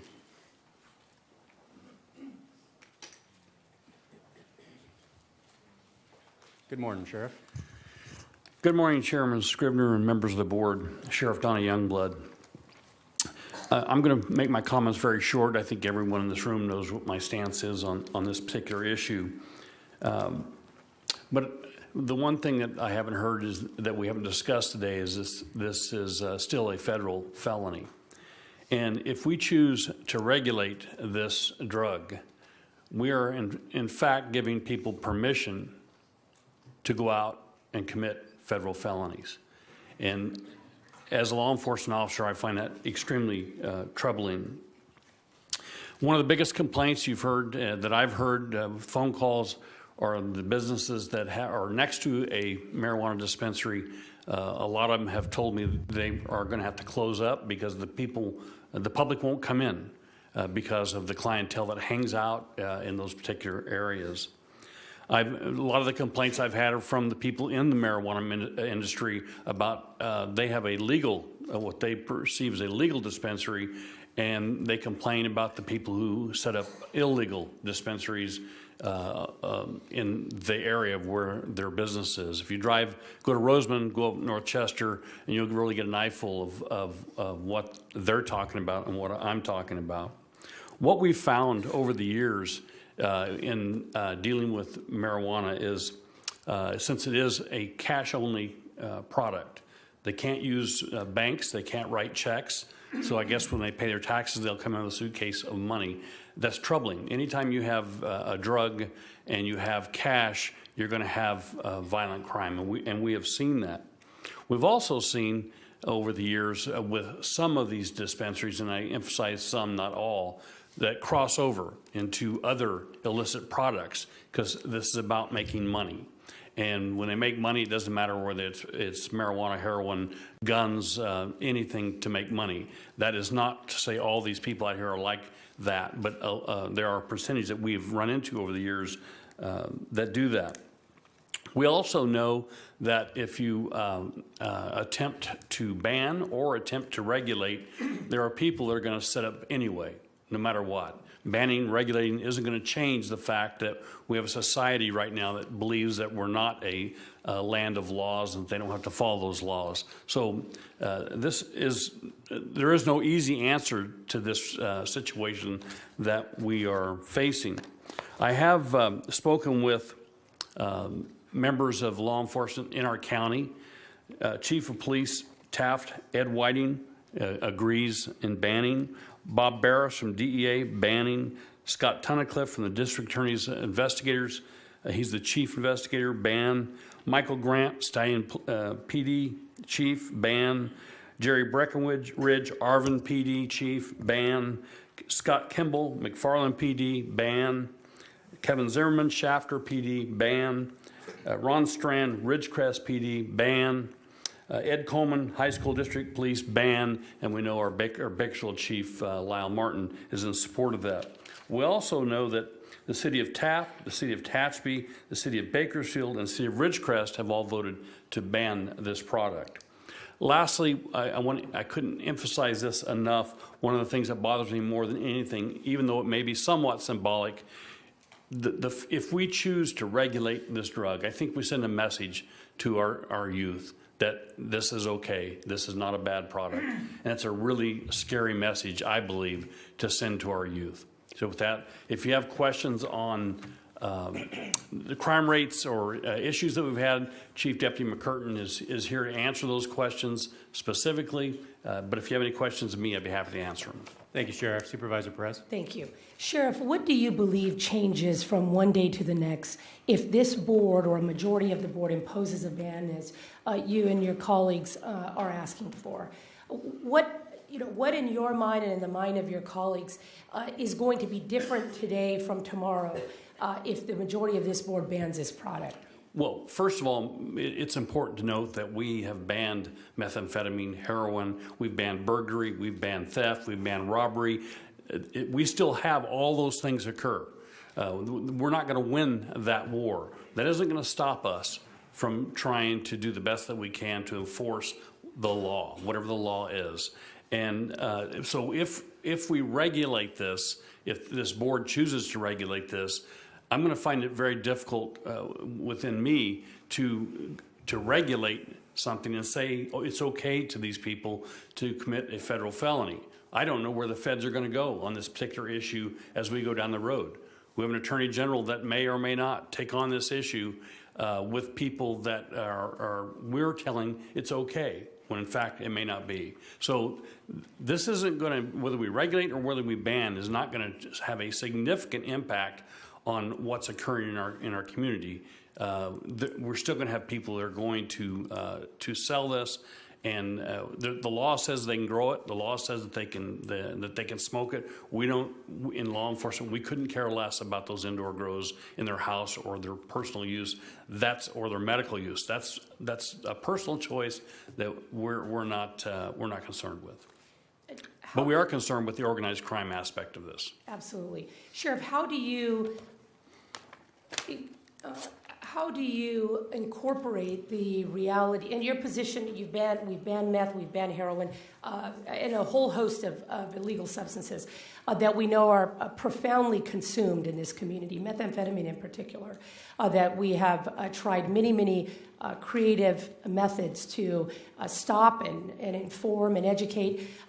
It seems remarkable to me that the one area that we have seen reduction in teen youth over the years, and that we have some management over through code compliance and through public health, is tobacco use to minors, alcohol sales to minors. These things we're sort of in a perpetual crackdown of, and lots of it falls through the cracks, of course. But it's not perfect, but it does appear as though our ability to manage that has led to some reductions.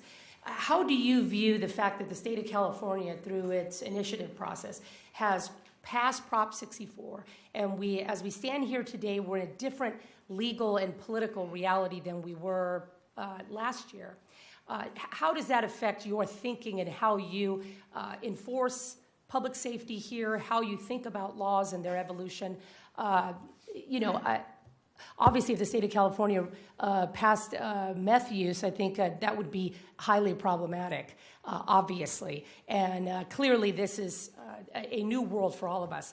But how, in your mind and in the minds of your law enforcement peers who are tasked with public safety of this issue and many others, how do you incorporate the passage of that and the idea of states' rights, the idea of local control? How do you think about that in light of this particular product being in a different category in California, at least? I appreciate the federal issue.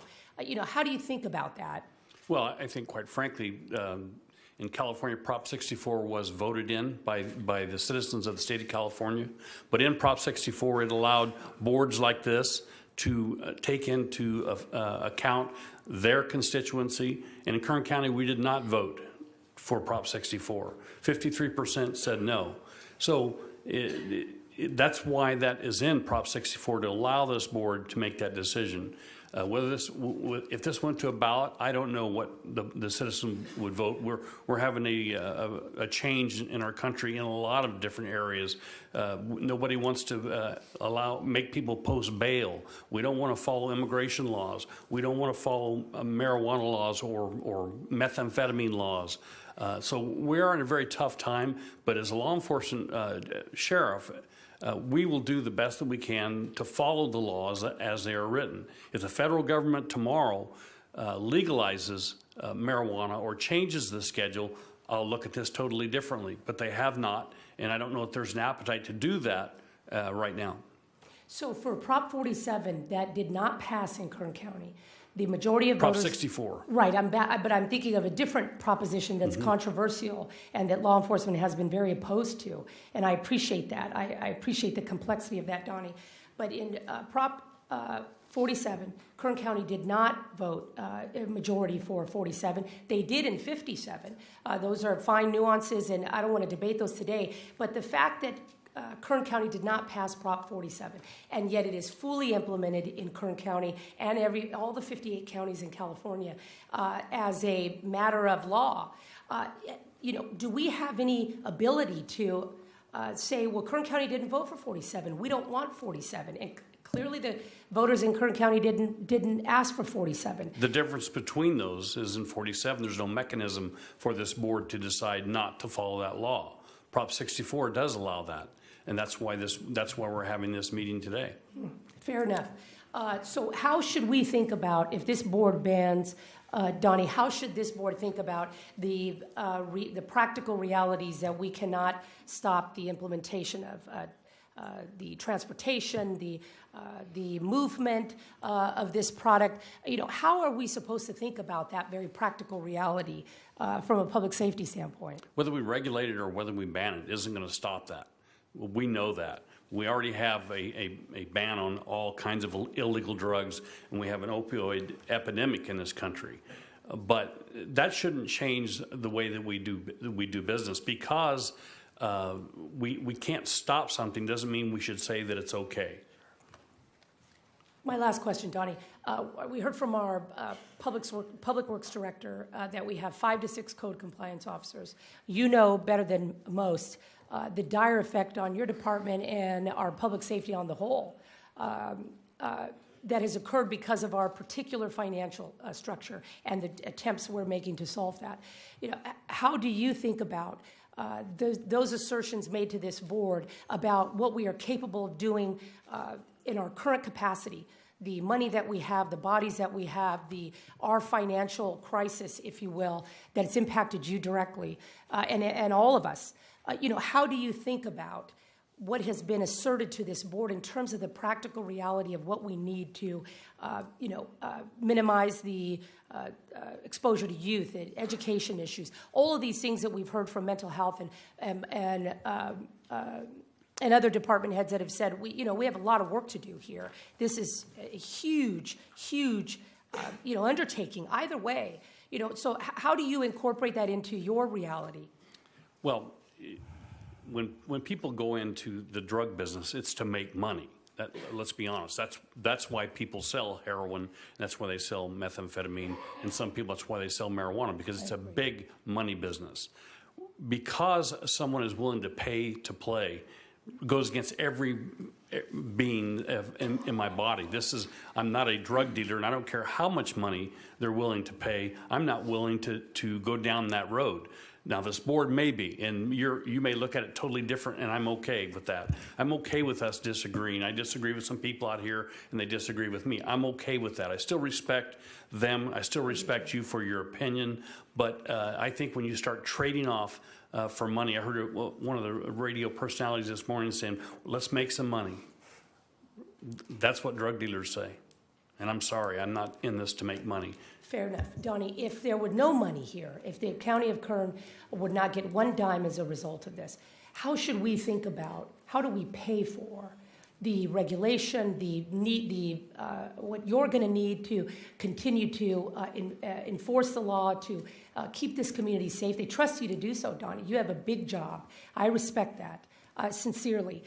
If there was no money at all, it appears to me from the presentation we start out in the red from even this task force that needs to be created, the district attorney resources that will need to be devoted to the actual crackdown of an emerging and growing industry that may remain illegal at the feds, but continually a bigger industry in California.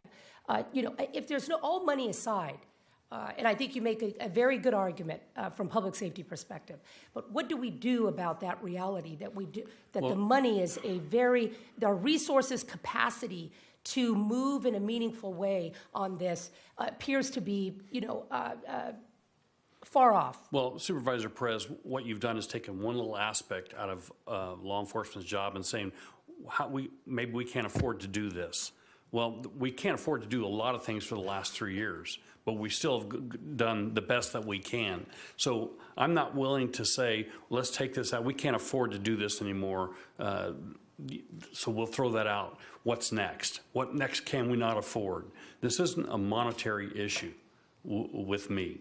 I'm not in this to make money. I'm not in this to do anything other than follow the law and what the will of the people is. I don't have a vote on this. You five, unfortunately, get to vote on this. I've just given you my opinion. Okay. Donnie, thank you. Sure. Any other questions for the sheriff? Okay, seeing none. Donnie, thank you.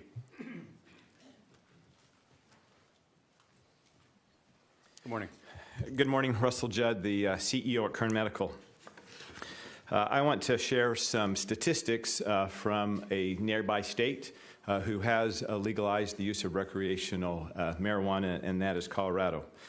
Since Colorado has legalized and is now fully integrated with the use of recreational marijuana, there has been an 80% increase in marijuana-related hospitalizations. There has been a 57% increase in marijuana-related emergency room visits, and there has been a 100% increase in traffic fatalities involving operators testing positive for marijuana. I don't know what the impact will be directly in the community, but I do know that if it is facilitated by your board, where marijuana becomes more accessible, where recreational use is recommended, is allowed, is regulated, there will be an increase of services that Kern Medical needs to provide. There's kind of a saying I used to hear when I was a teenager doing not too bright things. My mom would say, well, it's all fun and games till someone gets hurt. At Kern Medical, we're the ones who pick up the pieces when someone gets hurt. I have been in our trauma bays many, many times. When a marijuana-related or other drug use situation arrives, and it's not any more fun and games. It is a significant impact to individuals. These are people who experience devastating illnesses and injuries because of their choices that they make. In one more statistic from Colorado, that marijuana, since its legalization, it significantly moved up the chain of drugs. Since its legalization, marijuana accounted for the second highest incidence of drug-related emergency room visits. If the recommendation from myself and from Kern Medical is that a ban be put in place. Regulation will increase its accessibility and the opportunity for individuals to access marijuana. If the regulation decision is made, Kern Medical does request that there be additional funding provided to Kern Medical for what is determined to be an increased use of unfunded and uncompensated care that will have to be provided by Kern Medical because of this increased use of marijuana. That's the end of my comments, and we'll answer any questions. Thank you, Mr. Judd. Any questions? Supervisor Gleason. Do you have any idea the cost of what you're talking about? It's hard to predict if the statistics follow. If we followed Colorado in those incidences, we probably have an additional 600 or 700 related emergency room visits because of the marijuana use. Emergency room visit is anywhere from $10,000 to $15,000 per visit. When someone's in that significant of an injury or of an accident, you do that multiplication, it's millions of dollars. Supervisor Couch. Thank you, Mr. Chairman. Thank you for being here today, Mr. Judd. Were you given any opportunity to submit a request for funding in the ordinance or anything like that? So we have visited many times with Mrs. Oviatt. We recognize that there will be an opportunity as policy is set by your board for the distribution of funds to make that request during that policy decision in those distribution of funds. Okay, thank you. Thank you, Mr. Judd. Appreciate it. Ms. Green? And I think this is our last department head. Is that correct? Okay. Good morning. Thank you. We were asked, the district attorney's office were asked by email late last week to address the issue of how a ban or regulating marijuana would impact our office. And that's the only thing that we are going to address today was that specific question that was directed to us. Because it was so late in the week, I tasked that assignment, I gave that assignment to Assistant District Attorney Scott Spielman, and he'll be articulating the position of my department as to how either banning or regulating marijuana will impact the district attorney's office. Thank you. Thank you. Good morning. Good morning. Scott Spielman, Assistant District Attorney. and asked to let this board know the impacts. In general types of crimes, what we see with marijuana most recently is with the pot shops that we have, whether legal or illegal themselves. We do see an increase in robberies, tend to be armed robberies, some of them actually resulting in murder cases, which you would have had those also if it was, we've had them before out of apartments prior to the medicinal sales. But that's reality, is that we do see the pot shops are targets, magnets for armed robberies because, as I think it was the sheriff and others have alluded to, you have a cash business with drugs there. Those are definitely targets for robbers. Another thing we see is impaired driving. About a year ago, we had one of the first strictly marijuana DUI murder cases where it was a man that was speeding who was impaired with marijuana. And he was a medicinal marijuana card holder, and that resulted in a second-degree murder conviction. I can tell you that it is difficult to prosecute marijuana cases. All drug cases are difficult to prosecute because they don't have the same evidence as you have with alcohol, where you have the empirical studies that can tell you what levels mean. You don't have that with necessarily with drugs, including marijuana. And so it is difficult to prosecute. We primarily are using the testimony of the law enforcement officers on the field sobriety test about the impairment level. You also have the illegal grows that we occasionally see. And with those, you have, obviously those are money-making, illegal operations that are often stealing water, using unregulated use of pesticides, and often have armed people that are guarding it with booby traps also. And whether or not there's a ban, regulation, we anticipate that those are still going to be existing for just the general prosecution of cases. Regarding strictly the ban or regulation, in trying to determine the impact itself, one place to look, as was mentioned before, is Colorado and their experience. And I think actually some of the numbers that Mr. Judd just referred to can be found in, it was, and in disclosure, this was a letter to the No on 64 campaign from the Denver DA. So this is a person that at that time was a Denver district attorney. He's since termed out, but he wrote a letter describing some of the things that they saw after the legalization of marijuana there. And I have 6 copies of that, if one for the clerk. And thank you. Yeah, please provide it to the clerk.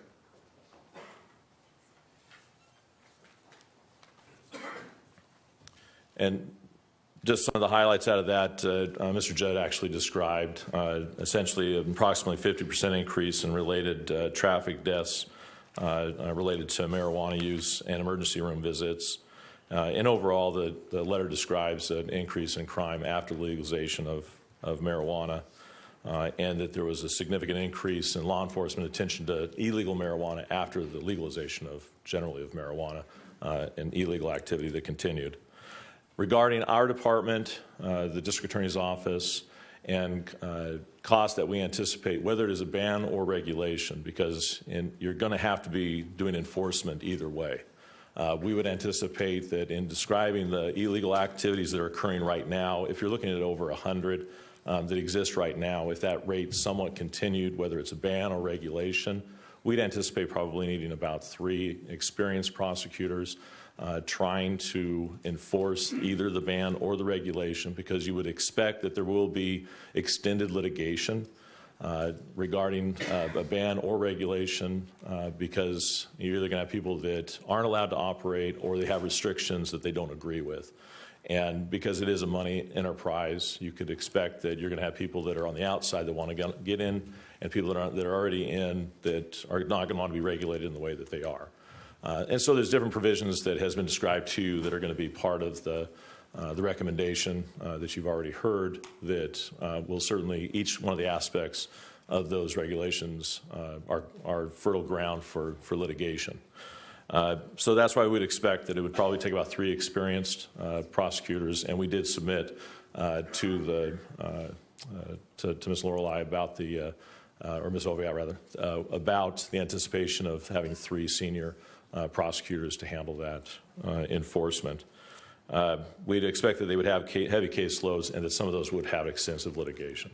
And that is essentially what we would expect out of whether it's a ban or regulation.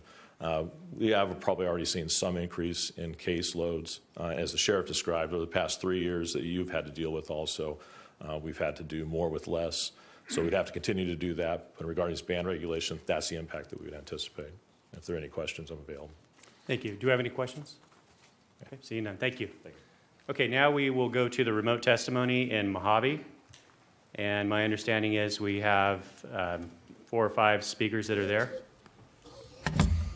Yes, good morning, Chairman. This is Brian Williams from your office. We have 9 people in attendance today, 5 wish to speak. Thank you. And we'll ask the speakers to please state and spell their name and observe our 3-minute time limit.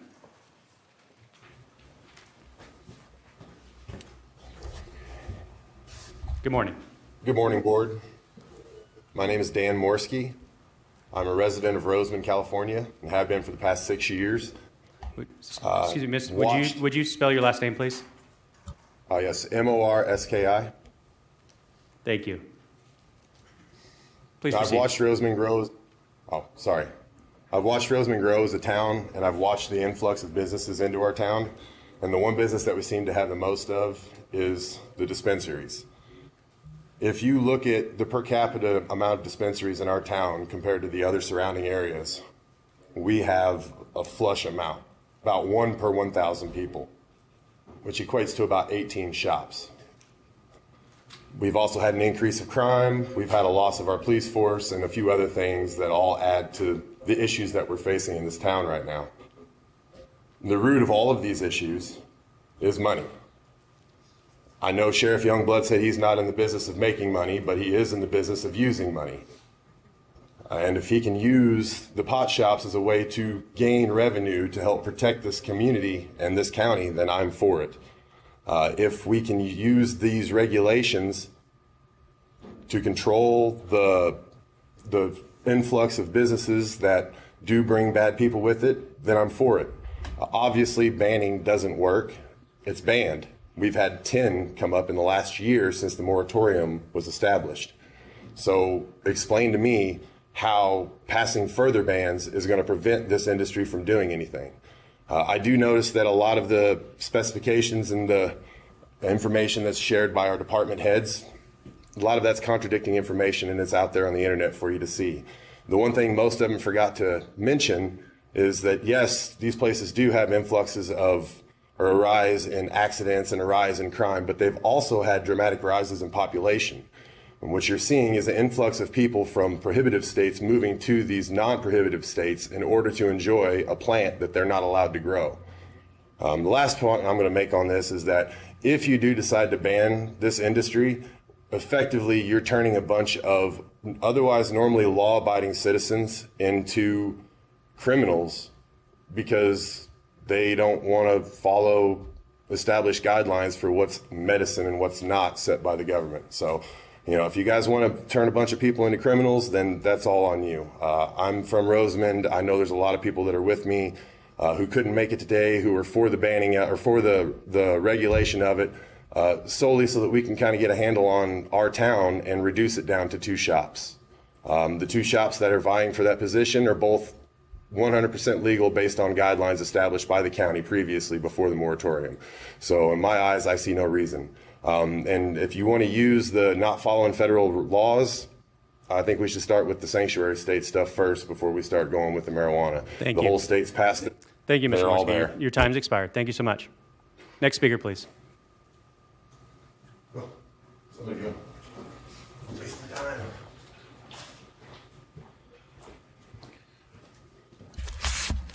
Good morning. My name is Greg Wood. I am the chairman of the Roseman Municipal Advisory Council. And thank you, Chairman and Board of Supervisors. I'm here on behalf of speaking for our community to recommend option A, which is to ban marijuana in our county. I've heard a lot of people speak in favor of it. I've heard a lot of people speak against it. I have been to many meetings over the past several years at the RMAC, and I have seen the crowds of people in there, standing room only, with better than 95% of the people in those meetings being against the legalization, the regulation, and against the pot shops in general in our community. You know, I read the EIR, and I want to thank Lorelei for doing a great job on it. I mean, it was very detailed, very well put together. But it seems like you are focusing on the potential tax revenue that you do not currently have. And keep in mind that the people in this county voted against Prop 215 and 64. And banning the retail sales is not going to stop people from having it for their personal use. Prop 64 allows them to have it for their personal use. But by getting rid of these establishments in our community, it's going to bring businesses back. It's going to bring a family atmosphere back to our community. And when you look at your own report that says that Bakersfield, Delano, Maricopa, McFarland, Ridgecrest, Shafter, Taft, Tehachapi, and Wasco have voted to ban. Tulare County is working on a moratorium, but Kings County, Inyo County, San Bernardino County have all voted to ban. And I don't know what their reasons were for banning, but obviously they felt the potential tax revenue was not as important as what their people needed in their counties and communities. So I'm asking you as a Board of Supervisors to please consider the impact it's going to have on us and our communities, and I ask you to vote to ban, because you are going to have challenges in court regardless of what you do. But at least with Prop 64, you have the state backing you in allowing you to ban this. And if you vote to regulate, these shops are going to be fighting for survival. They're going to be they're going to be challenging you in court over this. So thank you for your time. Thank you, Mr. Wood. And thank you. Next speaker, please.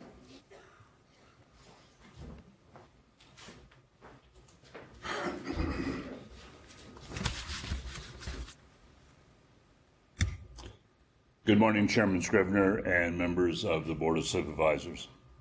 My name is William Parkman. I'm the Vice Chair of the Rosamond Municipal Advisory Council. I have been a resident of Rosamond and Kern County for over 26 years. I'm retired and serving as the Vice Chair, as I mentioned. I see two distinct groups in our community that this particular thing is going to affect. The first is our seniors, who are seeing the loss of a community that has a very unique character, relatively good safety, and morality.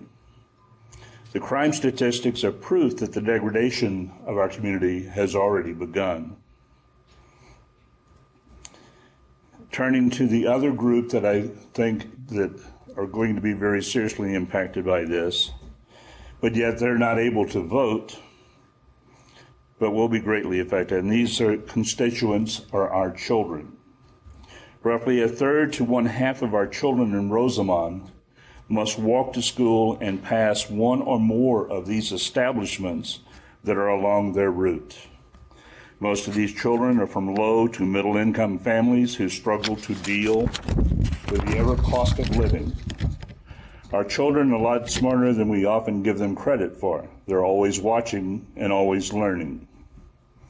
Think I'm kidding? Remember the abject horror you felt when that child blurted out a colorful expletive in front of company. Our children are expecting us to protect them. The cannabis sales will experience the same problems other businesses have, and that is growing their brand, expanding their market reach, protecting themselves from the criminal element, and seeking to make a profit.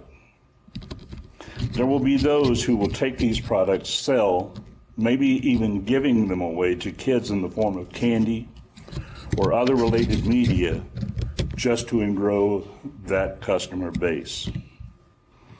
Voting for option A appears, in our opinion, to be the best for Rosamond. If not, when you adopt option B, we ask that you put in place the absolute strictest rules and regulations to protect our community, our families, and most especially our children. Thank you. Thank you. Next speaker, please.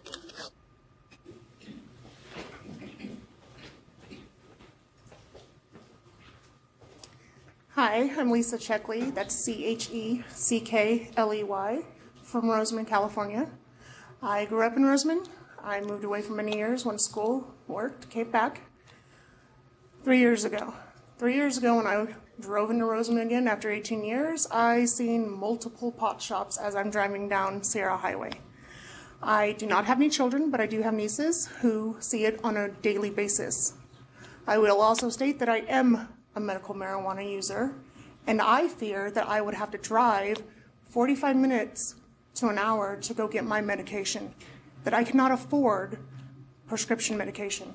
I also want to let you guys know that half of the people that go into these pot shops, or a good 75% of them, are your normal people. They're not your average stoner. I work in a hotel. I'm general manager of one, assistant of another. I have an education. I have a nonprofit. I'm a regular person of Rosamond. Rosamond needs this to stay, just two. All the rest of them can go. Please help them go. I'm a firm believer that the two that are there need to be regulated, need to be in industrial areas outside of town, and it just be basic. Thank you. Thank you. Do we have any other speakers? Do we have any more speakers from Mojave, please? Good morning, Mr. Scrivener and your board. My name is Glenda Willie. I have lived in this town of Mojave for 54 years and have volunteered in many organizations for 52 years. I am president of the Mojave Seniors and have been for 8 years now, and we are a semi-active group. The one thing I'm hearing from our seniors, especially our widows and some of our gentlemen that live alone, the pot shops up in our little shopping area where we have Stater Brothers and a furniture store are afraid to go shopping up there alone. They do not like the smell, and they do not like the type of environment that is hanging around the pot shops. So they go to other towns to do their shopping. I am for Lorelei's A. I believe that they should be banned, and maybe some of our shops that have closed will come back. We have one gentleman in the shopping center that will be leaving at the end of the month because he received an eviction notice, and he's been there for years. So I would like for the board to consider the ban for the town of Mojave. Thank you very much. Thank you, Ms. Willie. Any other speakers from Mojave? Mr. Chairman, board, that concludes our remote testimony here at Mojave. Thank you, Mr. Williams. Now we'll go to Ridgecrest. And we have Yes. Denny Klein there from District 1. Yes, and we have one speaker here. It's Renee. Thank you.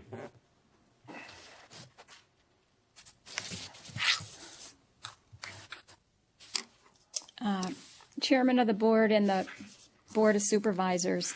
I'm Renee Westa Lusk. Could you please spell that? Could you please spell out your last name, Renee? Last name is W-E-S-T-A, and then there's a hyphen, and then it's Lusk, L-U-S-K. I have some questions, and I also have some opinions. One of my questions is Plan A or Plan B.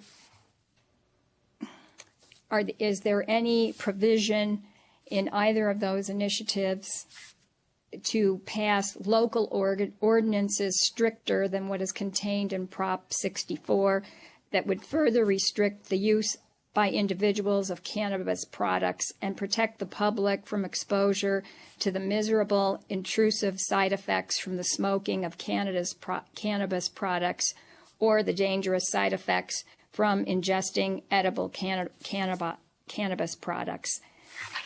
My background of why I'm asking these questions, I was exposed to the side effects from other persons smoking cannabis products when I was a senior in high school and have been running away from exposure ever since. I cannot breathe it. It makes me nauseated and can trigger asthma attacks in me. I want protection from persons who smoke cannabis products. My life is hard enough without having the smoke come into my house via my swamp cooler, which is the only cooling system I currently have in my house in the summer. And I also have been exposed when traveling on an Amtrak bus from Bakersfield to Los Angeles, forced to sit next to someone whose clothes were saturated with the smoke from marijuana. I did not have a mask with me, and it was all I could do to stop from choking on my coughing triggered by breathing this sickening odor. My asthma inhaler didn't help much, and the only thing I could do to stop my coughing was cover my mouth and nose with a Kleenex until the bus ride ended. What I am asking the supervisors for is more restrictions than what little restrictions Prop 64 has on where cannabis products can be smoked to protect the public. When they are out in public venues, on streets, parks, in their own home or yard, inside an enclosed space such as public transportation, bus, train, plane, or in a public or commercial building, I am begging the supervisors here to protect my clean air as well as the 85% other persons in this county who do not smoke this product. I am basically against Prop 64 and Plan B. What has been printed in either text does not prove to me any of this regulation just won't keep the vast majority of cannabis in the underground black market. I think the taxes are way too high. All the jobs and the tax revenues the county expects. Ms. West, that concludes your time. Thank you so much for your testimony. And thank you, Mr. Klein. We'll now return to the chambers, and we'll open this up to public comment. And so, once again, please observe our 3-minute time limit and spell your last name for us. And all questions that speakers ask are going to be answered by staff at the conclusion of the public comment period. So please proceed. Good morning. Peterson, P-E-T-E-R-S-O-N. I am the Director of Programs at the Mission of Kern County, and I'm here on behalf of our Executive Director, Carlos Valdivinos, who wishes he could be here, but unfortunately he's not able to be here, so he asked me to read this letter that he has previously sent to each of you, dated September 25th, 2017. Dear Board of Supervisors, the Mission of Kern County would like to state in the strongest terms possible that it opposes the legalization of the sale of marijuana in Kern County. As an organization that deals with homelessness, addiction, and mental illness on a daily basis, we feel that an increase in the ease of access to this drug will only exacerbate the drug problem and add to the homeless problem in our area. Other states that have legalized the recreational use of marijuana have seen an increase in homelessness, public consumption of drugs and alcohol, and other low-level criminal activity. If we look to Colorado as an example, where recreational use was approved in 2013, the state saw an increase of 8% in homelessness during 2014-15, and an additional increase of 13% in 2016. According to HUD, this is the largest spike of homelessness recorded during a period when the vast majority of other states saw a 17% decline. If you add that up, that's a swing of at least 30%. Along with the rise in homelessness, there was also a corresponding rise in criminal activity and public consumption, as noted above. It should be noted that the larger population centers of Portland, Oregon, and Seattle, Washington both appear to be trending in the same direction since the legalization of recreational use in their states. It is part of the mission of our organization to protect the population that we serve and, by extension, the community as a whole. We are requesting that you aid us in this by not legalizing the sale of marijuana within our community. Sincerely, Carlos Baldovinos, Executive Director at the Mission of Kern County. Thank you so much. Thank you, and I'll let you know I'm going to extend the hearing until 12:30 instead of 12. We had a lot of comments from our department heads, and so just by the number of speakers that I see already, I want to give some extra time. So, sir, with the cane, are you can't stand in line? Is that okay? You get to go after him. Okay. Anybody else who has that issue, raise your hand. Let me know, and I'll put you in line. Okay. Please proceed. Hi, my name is Douglas McAfee, MCAFEE. And I just want to start off by saying that I'm honored to be here, and I appreciate all the work that the Board of Supervisors is doing on this subject. Also, council, and also Planning and Development Services. And it was nice to see the board directors come and speak. That was good to get all their input.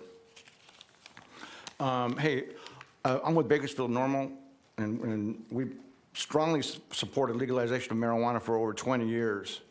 And I've been before the board many times. You know, different Board of Supervisors have been here, and I have a lot of respect for you, but in the past, I worked for the county. I worked for 30 years. I was a proud worker for the county for 30 years, and I worked for Planning and Development Services.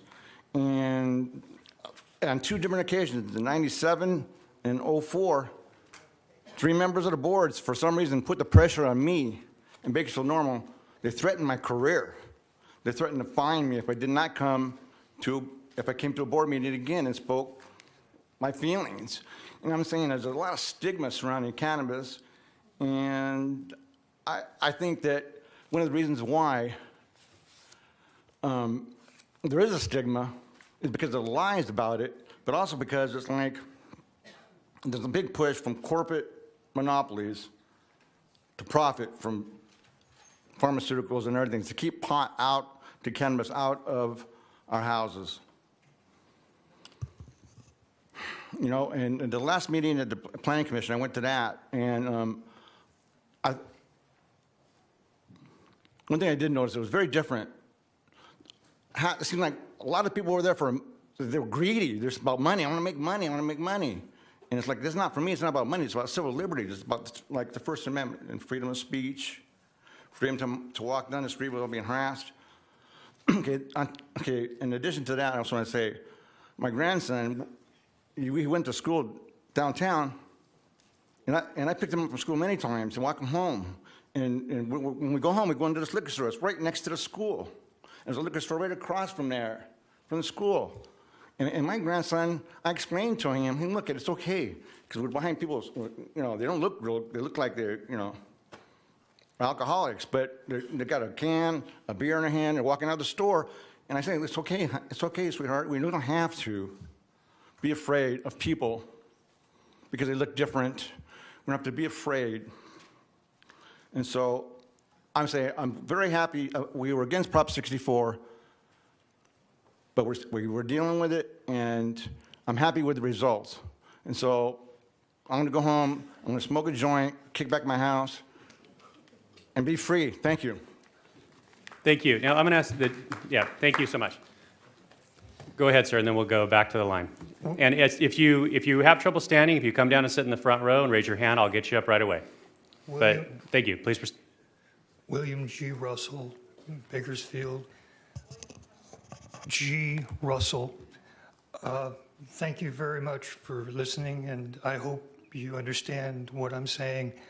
I'm coming before you as a veteran, someone that has worked in Kern County for umpteen years, old friends with David, and I'm crippled now.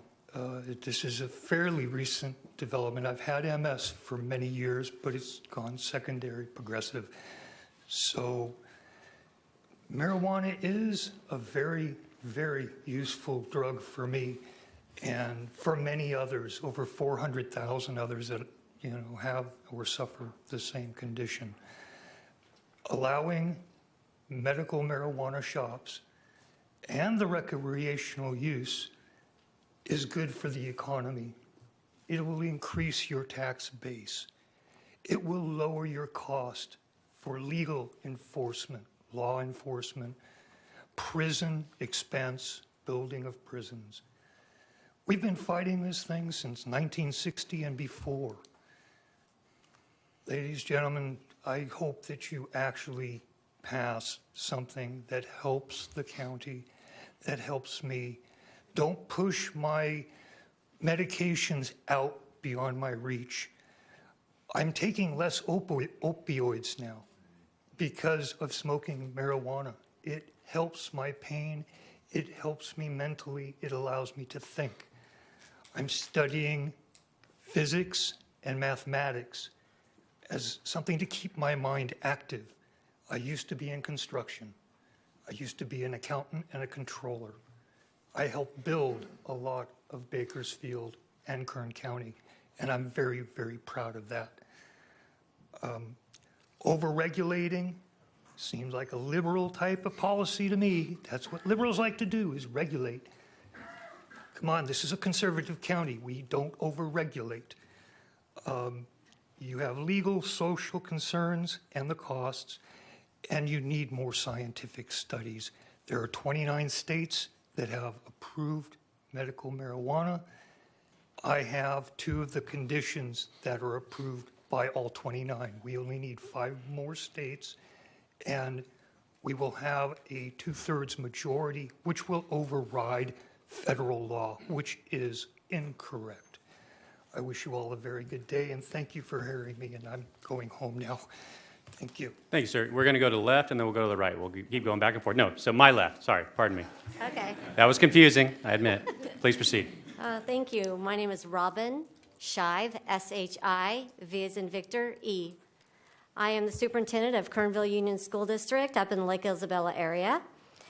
It is Red Ribbon Week this week. How apropos that we're talking about this today, so I appreciate everybody else who is wearing red today. I am here representing the schools as well as Dr. Mary Barlow, who wrote a letter to you. It's one of the first correspondence within your packet. In my presentation, there is an assumption that there will be a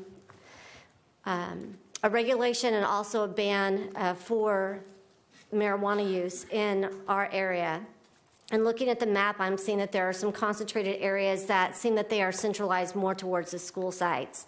Within our school site, within 500 feet, there's marijuana growing, and we feel that that is something that the students are seeing. The students walk right past that every day, and it gives the wrong message to them.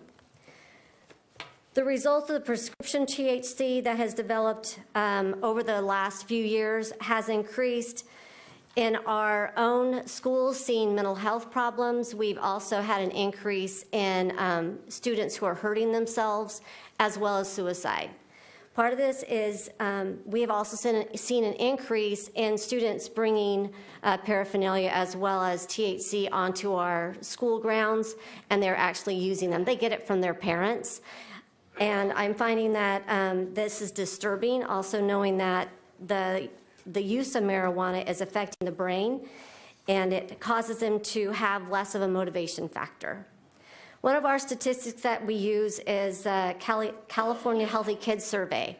In that, we've also seen that there is an increase of students using marijuana, and it's also a gateway drug, which we have seen a lot of substance abuse in our small area, and we're trying to help our students to see the reality of what using drugs can do to their brain. We have also looked at what's been going on in Colorado. In that, we found that in the 3-year average, 12% increase of youth have been using marijuana, and I'm concerned about our community. And looking at the use of drugs is hard to battle within a school district, and we're trying to get the kids to look more towards their careers and goals, and this is definitely defeating that purpose. It goes against education. It goes against what we know as helping our students to have developmental mindsets, and therefore we are asking that you ban the use of marijuana. Thank you. Thank you, Ms. Shive. Next speaker, please. Mr. Supervisor, Board, I appreciate the time to come in and weigh in on this subject. So through the hearings, my name is Gary Lowe from Bakersfield, L-O-W-E. What I've been hearing a lot of is talk about banning the use of marijuana, which is not going to happen. That's not what we're talking about, right? We're talking about banning commercial activity on marijuana within the county, in the unincorporated areas. So we understand that. I come to talk on behalf of a part of the industry that seems to have been overlooked to an extent, and that is that I represent a family of brands that are involved in the development and promotion of an infused products. These are products that are different, that are different from what we're talking about. These are not flour where people are smoking and getting high. These are oils and rubs and topicals that help people with pain and inflammation. These are suppositories that help people when they have Crohn's disease or lower GI issues that they need help with. People are using these products not to get high. They're using these products because they need help and they want to feel better. And in a time when we're facing an opioid crisis in the United States that Kern County is not exempt from, and that when the Joint Commission themselves have come out and said that the approach to conservative care using non-opioid pain management solutions and using natural solutions to pain management is the direction that we should be going as a country, this is something that needs to be addressed and considered when you make your decision. We're talking about a part of the industry that matters, and your constituency that is going to be driving out of your county and across other counties and communities to find these medicines that are so important to them, like the individual that spoke on the man with the cane here with the multiple sclerosis. He's going to have to travel to go find medicine that should be available to him here. He shouldn't have to be driving 200, 300 miles to do this. And I hope that you consider this when you make your decision. It's not just about people wanting to go get high. There's more to it than that. And reasonable regulation will allow you to overcome a lot of the issues that I hear people talking about of why you should regulate. We want to reduce crime around the cannabis facilities. Let's regulate them and ensure that they have security in place, that they have cameras, that they have guards, which I know is what Lorelei is putting forward on the environmental impact report. Let's regulate it and get the bad players out of here. There's so many shops in Bakersfield, it's ridiculous. Or there was, they're being shut down now, and that's exactly what should happen. We should have a reasonable access to this product. The people of California, and whether the Kern County themselves or even Bakersfield said that they want cannabis in their communities, have voted, and they have told us that they don't think it's as bad as what is being put forward with the stigma and dogma. And I'll close with, although I understand where he's coming from, I believe our local and law enforcement should be concerned with our people and our codes and not the federal law. This is where we live, not in Washington. Thank you very much. Lorelei, Mr. Chairman. My name is Mike Fuentes, F-U-E-N-T-E-S. I stand before you as a patient and an advocate of cannabis. To regulate cannabis is the most important thing that we can do at this time. We are not regulating cannabis for this generation. We are regulating cannabis for the generations ahead. The generations that will be free to make their own choice. This generation and the next generation will hold positive for regulation. The taxes that are involved to help the roads and the schools are vital. The opioid epidemic is taking over America. Cannabis can be used as a paradigm and a shift to what we currently see in America. We currently see an opioid epidemic. Cannabis, I believe, and many people believe, is the one way for the pharmaceutical companies to shift out of the opioids that are killing America. Thank you. Thank you. Good morning, Supervisor Scribner, members of the board. I'm David Goh, G-O-H, senior pastor of the Garden Community Church, founder of Garden Pathways. The consensus of those most responsible for public safety and public health in our county, particularly our children, such as Chief Martin, Sheriff Youngblood, Mary Barlow, Kern County Superintendent of Schools, Dr. Kevin Silverberg, Supervisor of Panama Buena Vista School District, many of your department heads that spoke this morning. Their consensus is that option B puts children and youth at further risk. They are supported by the most recent formal studies conducted by national agencies and peer-reviewed journals. I refer to 2 articles in the Journal of the American Medical Association dated February 2017 and September 2016, along with a recent federal study published this month by the Rocky Mountain Consortium that details the impact of legalization in Washington and Colorado.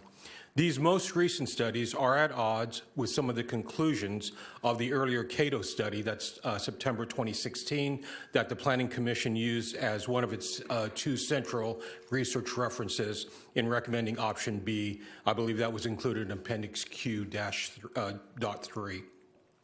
As Mr. Constantine pointed out, there is not a consensus. There is contradictory evidence by those that are studying this with the greatest sincerity and intent. I urge you that given this lack of consensus, do not open the door for something that this county cannot shut it to in the future. This definitely needs further study to know what is safe. In terms of the sanctity of houses of worship, before the modification presented this morning, option B, in option B as it stands, houses of worship were specifically left off of the sites in which marijuana dispensaries could not open within a half-mile of.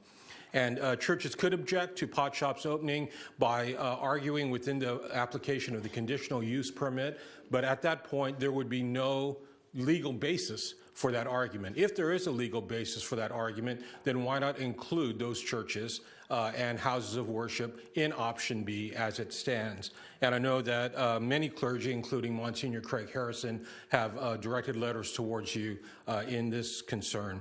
I do believe that option A does allow the 28 existing retail medical dispensaries to continue to operate for a year. I believe that a compassionate solution could be found in this 12-month window in which there could be better proposals for the safe sale of medical marijuana to those who have found it helpful and critical. I've heard at the Planning Commission how part of the regulatory plan limits the amount of cannabis in consumables compared to the levels that led to poisoning in children in Colorado. I just wonder who has determined the safe amount of cannabis that can be ingested by a 3-year-old. Thank you, Pastor. Thank you very much. Where is Mr. Esposito?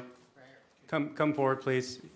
If you have some kind of a medical condition that is making it hard for you to stand, please come forward and sit in the front row. I will get you up right away. If you're in the front row and you want to speak, raise your hand. Mr. Esposito, please proceed, ma'am, and then we'll go to the front row. We'll bring you up. I have something to show you guys here. This is a flyer that we've handed out, hundreds of these. Out of respect for you and your staff, we have been instructing people to call the switchboard and not your personal offices. So that's listed on that letter. So I know that she mentioned there was 300 calls. I just want to let you know we as an industry have been letting people know, call the switchboard, don't bother them with the opposition of giving your personal numbers. So just right off the top. Secondly, I'd like to address some of the things that Sheriff Youngblood had said. Number one, he said that collecting taxes with the cash might be a problem. Just so you know that legal dispensaries have been paying sales taxes already just fine. It's working out just fine. They've also federally illegal. You get caught with it, they hand it right back to you, so it's no crime. Lastly, the message we need to be sending to kids is you have to have ID. You have to go into a dispensary, and you need to be seen by a doctor. That's what we need to be telling kids, not go to the park and buy it, okay? So I'm going to read you a little thing that I wrote. In Stockton, there was a supervisor named Susan Eggman, who is, by the way, on a rampage in Sacramento. It's been said that things she did while supervisor was so extreme and liberal, left of the spectrum, that she basically led Stockton to bankruptcy, basically lit the fuse. There is an opposite side to that spectrum, to the right, okay? The ban is estimated to cost over $2 million. That doesn't include the lawsuits and special elections that are inevitable. It's going to happen. The other thing, the weed is going to be legal with a ban or regulate. The question is, are we going to check people's IDs or not? We're already losing at the pumps. We're already losing in property taxes, sales taxes. They're obscene. We stand with farmers. We stand with taxpayers. Speaking of taxpayers, we paid out the nose for this EIR. We've paid staff to study, and you've told them to study. And they've came back with their recommendation. The only opposition comes from WPR, their associates, who can't even hold up their end of the moral compass argument. The planning department has given you an open door in recommending option B. Don't fall under pressure from political consultants. Don't light the fuse to our bankruptcy. Don't be that guy or gal. Vote option B. A ban will surely continue to haunt us. Thank you. Thank you. And ma'am, please come forward. I was just going to say, I mean, if you don't take up the whole 3 minutes, we get more speakers, and so that would be appreciated. Ma'am, please proceed. State your name. My name is Carol Edgeworth. E is in Echo, D is in Delta, Geworth. Chairman and board, thank you for this opportunity, and thank you for what you do for us. I'm a registered dietitian and a retired health science teacher. I'm also a property owner in Rosemont, Mojave, in California City.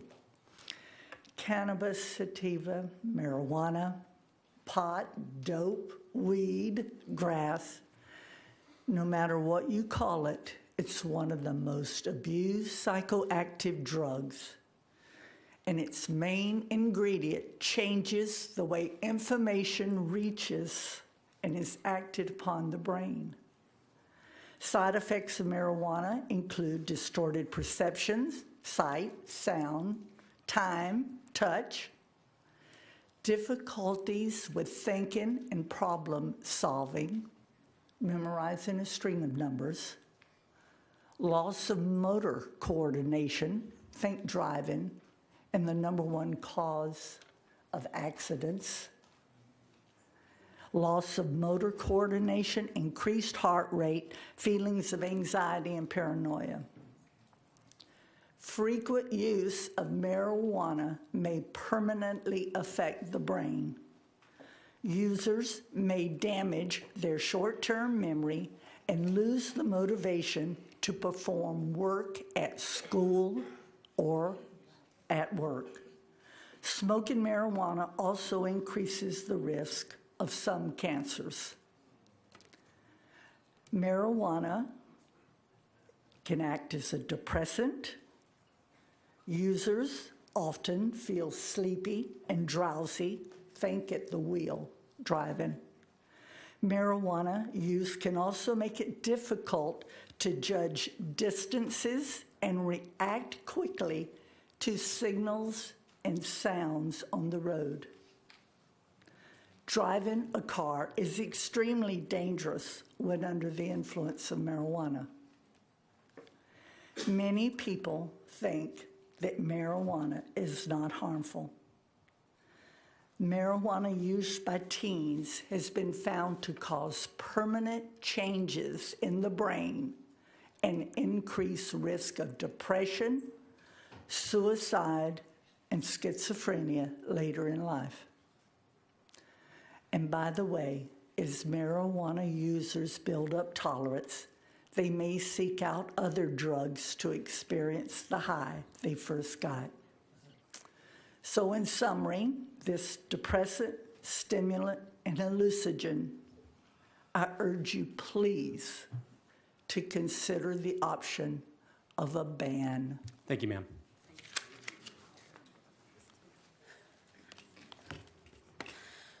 Mr. Scribner, I'm going to make this really fast for you people. I'm so sorry. Your name, please? Nadine Escalante. I appreciate you guys working really hard on deciding if there's a ban, if there's not going to be a ban. As a mother, as a taxpayer, as a ex-county employee, I live in an area where there's 5 marijuana stores. My kids see them, But you want to know what my children see every single day is when we go to one of the convenience stores around the house to get their soda, we see 30 to 40 kids from a local high school causing a ruckus. We don't see people at a weed store causing a ruckus. We don't see trash at the weed stores. We see it at the local store we're getting soda where we have a bunch of teenagers. I understand as educators, as parents, we don't want our children taking toxic things in our bodies. I have a child that's 23, I have one that's 18. My 23-year-old is probably the most intelligent child that I've ever had. And she has given me statistics that I would say would put to shame some of your county employees. This child has learned how to understand weed, THC levels, to where she's become a vegetarian. She's much more healthier. When people are stating statistics, make sure that you're getting credible evidence, not statistics that are over 10 years old.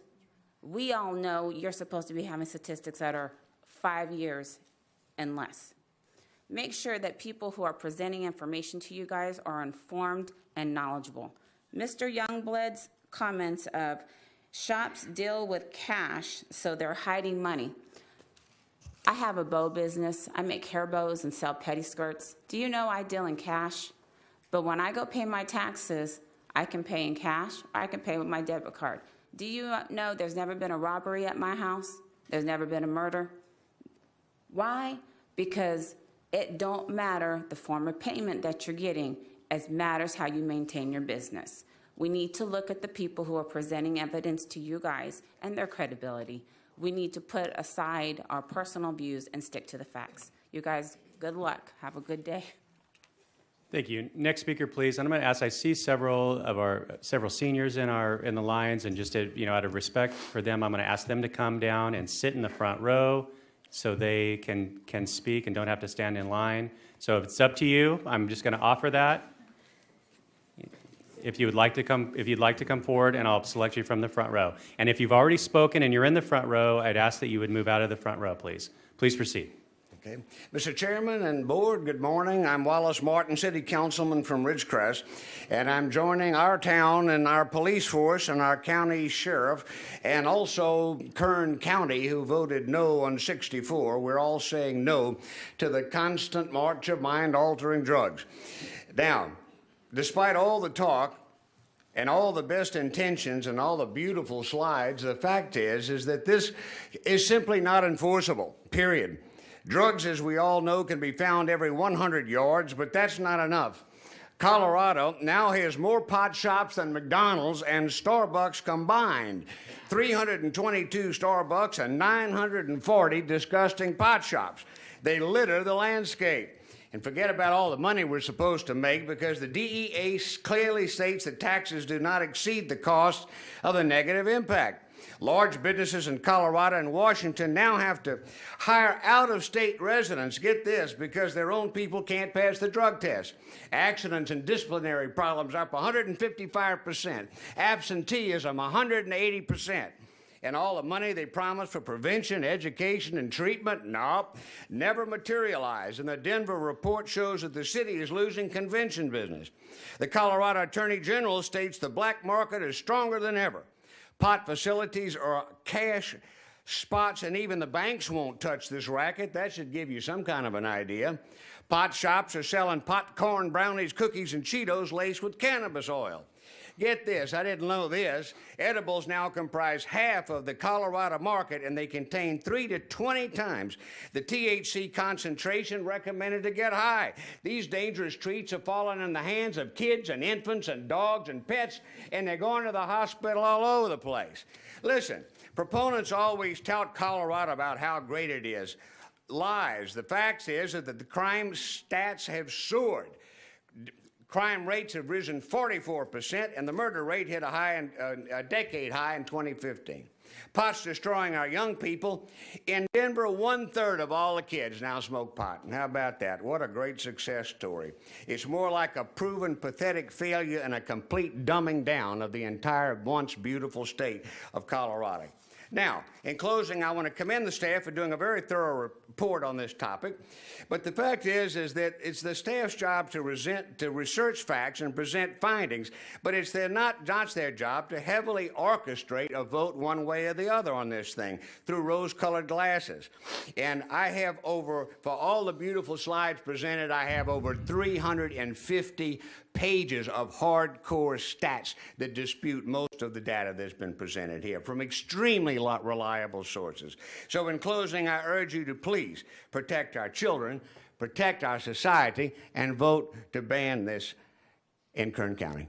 Thank you. Thank you. I'm going to go here. Nope, no applause, please. I'm going to go here, the gentleman in the red shirt, and then I'll start pulling from the front row, and then once everyone from the front row has spoken, then I'll start with the lines again. I have these. Excuse me. I have these 5 for the. Okay, please provide them to the clerk.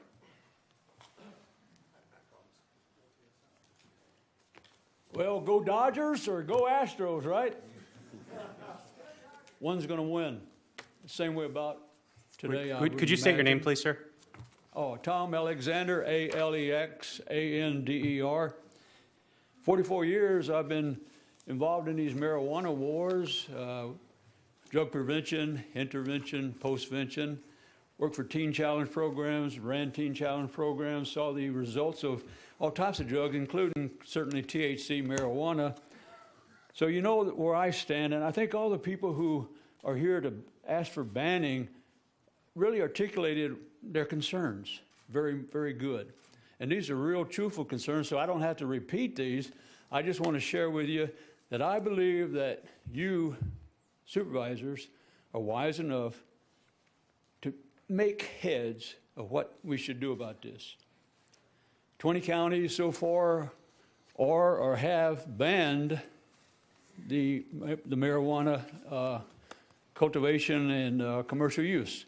And this includes all the counties around us, including Ventura County, which was quoted a lot today. And I also believe that Kern County will probably go this way. And the reason I believe that is because I know that you have knowledge and you have intelligence and you have wisdom, and that's why you are elected officials.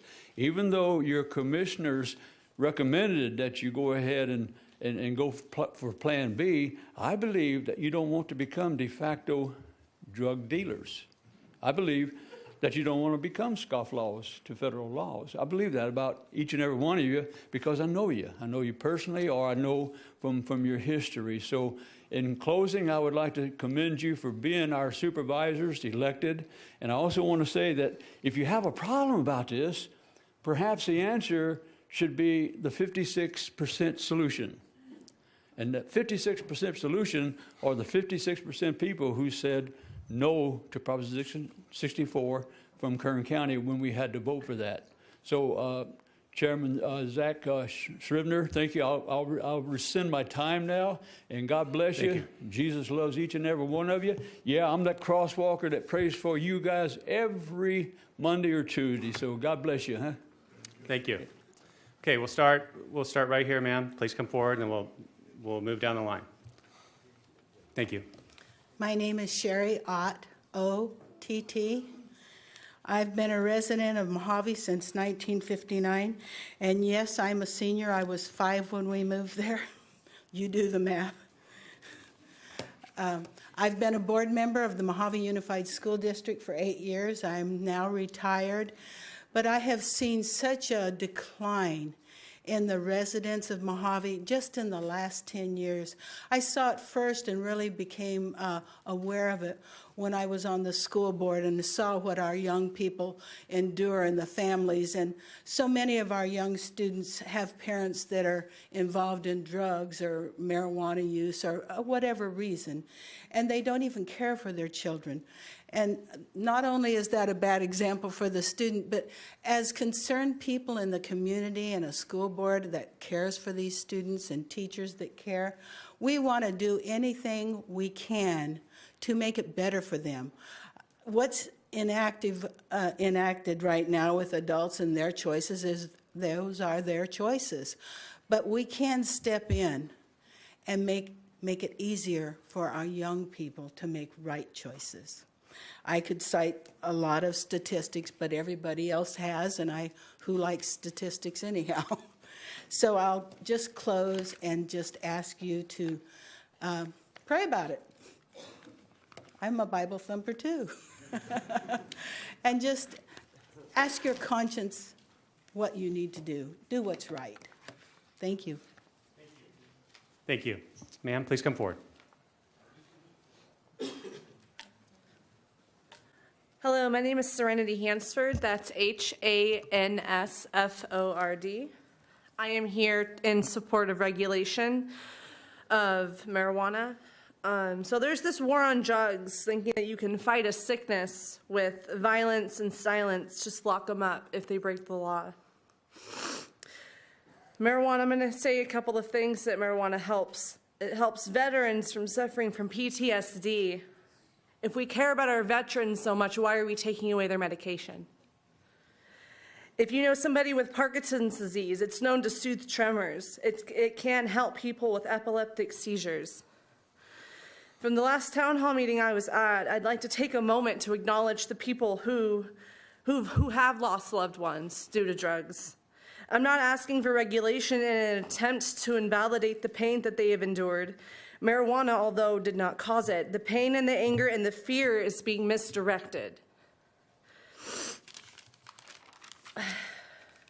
There are people in the prison system who are being punished for trying to find a solution to a problem they may not even be aware of, and that is a result of this town failing them in mental health, in physical health. I am 27 years old with degenerative disc disease, and this is my second time speaking at a town hall meeting, and it is very nerve-wracking. But I am fighting for my medication because I heard someone say that they take less opiates when they smoke medical marijuana. I have not had any opiates today. I haven't had any in 4 days. And that is because of the access to medical marijuana. If Kern County bans marijuana, that doesn't mean it's going to go away. I remind you, 1993, I believe, 19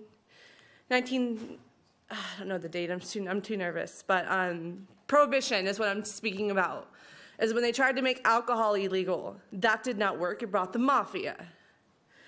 And that doesn't mean it's going to go away. It will remain, it will become more dangerous. People will buy it off the streets. It's not going to mean people are going to stop buying it. To kids, if it's illegal, it will be more enticing. I hear people saying that they walk their kids to school and they can smell it and it bothers them, and I'm just thinking, why doesn't it bother them that they can smell alcohol? There's a lot more bars and a lot more places you can buy booze, which has no health benefits. But medical marijuana does have health benefits, and anything can be abused. Anything can be abused. People have died from drinking energy drinks. I ask you to please think about regulating medical marijuana, because I don't know what I'm going to do. What I'm going to do is I'm going to get addicted to the narcotics that are legal, and then I'm going to have to go through withdrawals, and then that's what's going to cause me to give up. Thank you. You're welcome. Next speaker seated, please.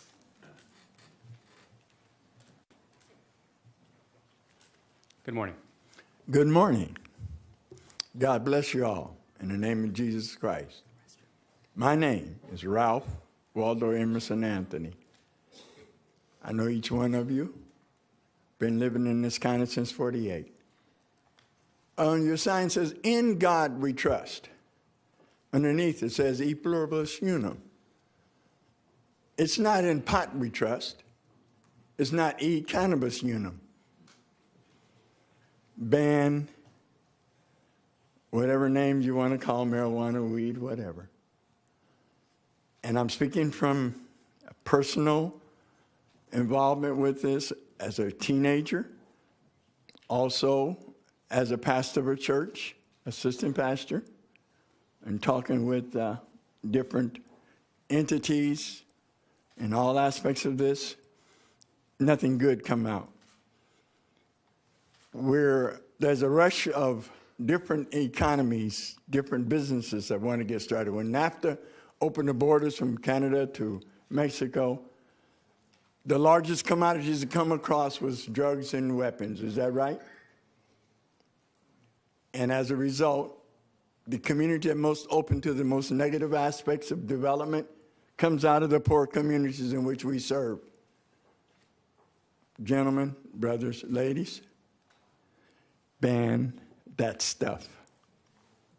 Thank you. And now we'll start right here. The gentleman seated in the first row, you were the next in line. And so come forward, and then we'll go to this side, and then back and forth. And once again, if you are having trouble standing for any reason, please come forward, sit in the front row, and I'll get you right up. Please proceed. Thank you, Board. My name is David Abbasi. I'm with the Central Valley Cannabis Association. David Abbasi, A-B-B-A-S-I. We are a group of industry and business professionals who adhere to higher standards. We self-regulate and we have good business practices.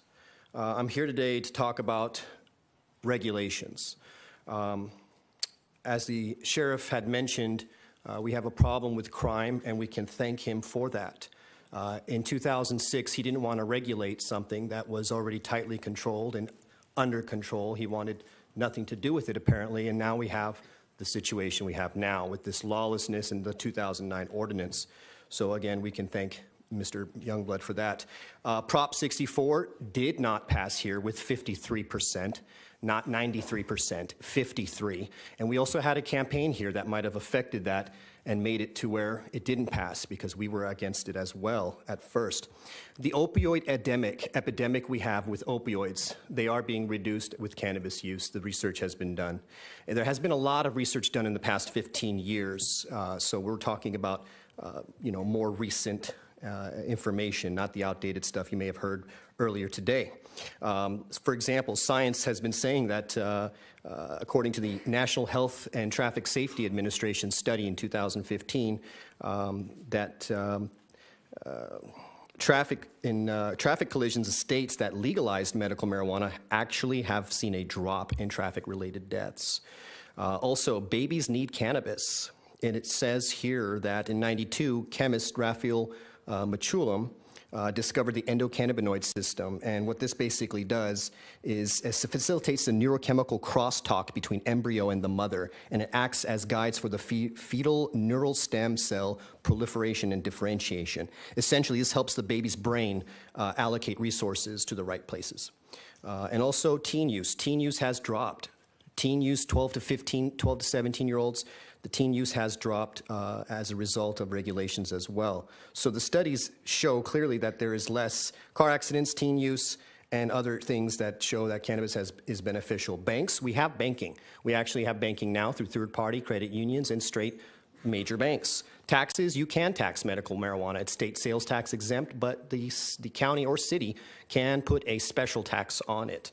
And in conclusion, I thought we were here because we're looking at this seriously and talking about regulations seriously, not like last time where you guys had us come here, attend the workshops, and then later banned it, and then banned it again. So obviously this isn't going to be another ban because I'm thinking you guys got it by now and you're not going to fool us.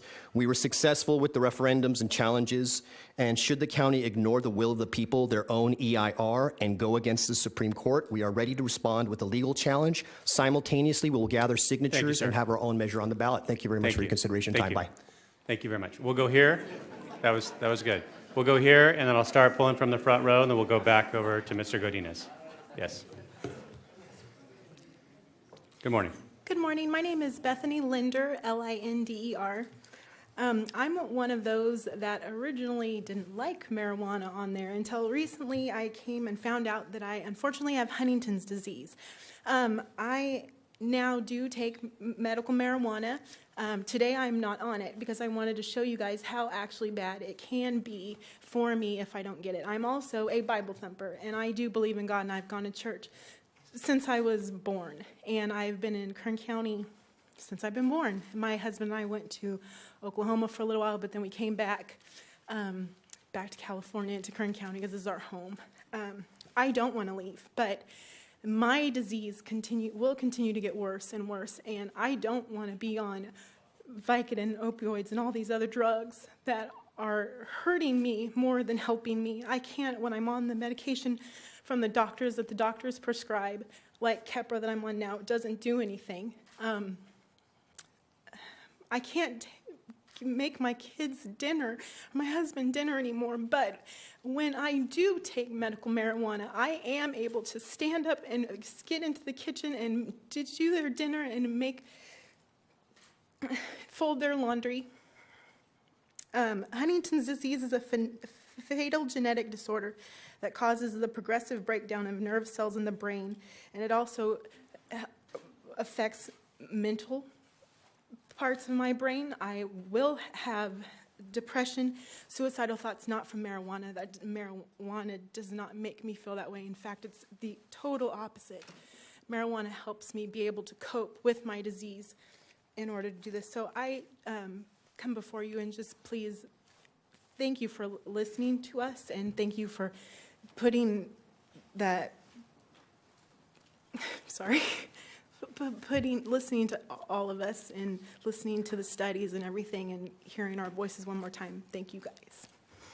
Thank you. And let's go first seat in the front row, and then we'll go right down the line. My name's Chelsea Parker. Oh, I'm short, sorry. I just wanted to say that I agree with regulating.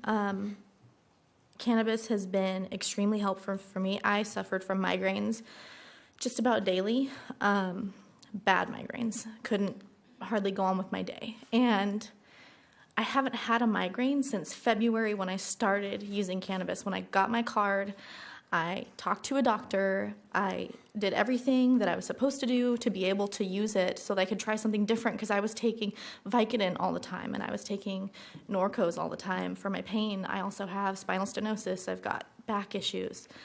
It helps with my anxiety and my depression. And I don't know what I would do if I had to travel to go get my medication. That would be an excess stressor on me. That would cause me more anxiety. I have anxiety when I drive. It's going to make it worse.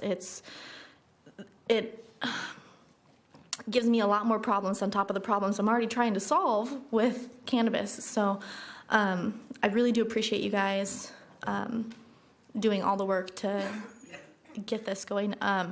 I just hope that you guys choose to regulate. Thank you. Thank you.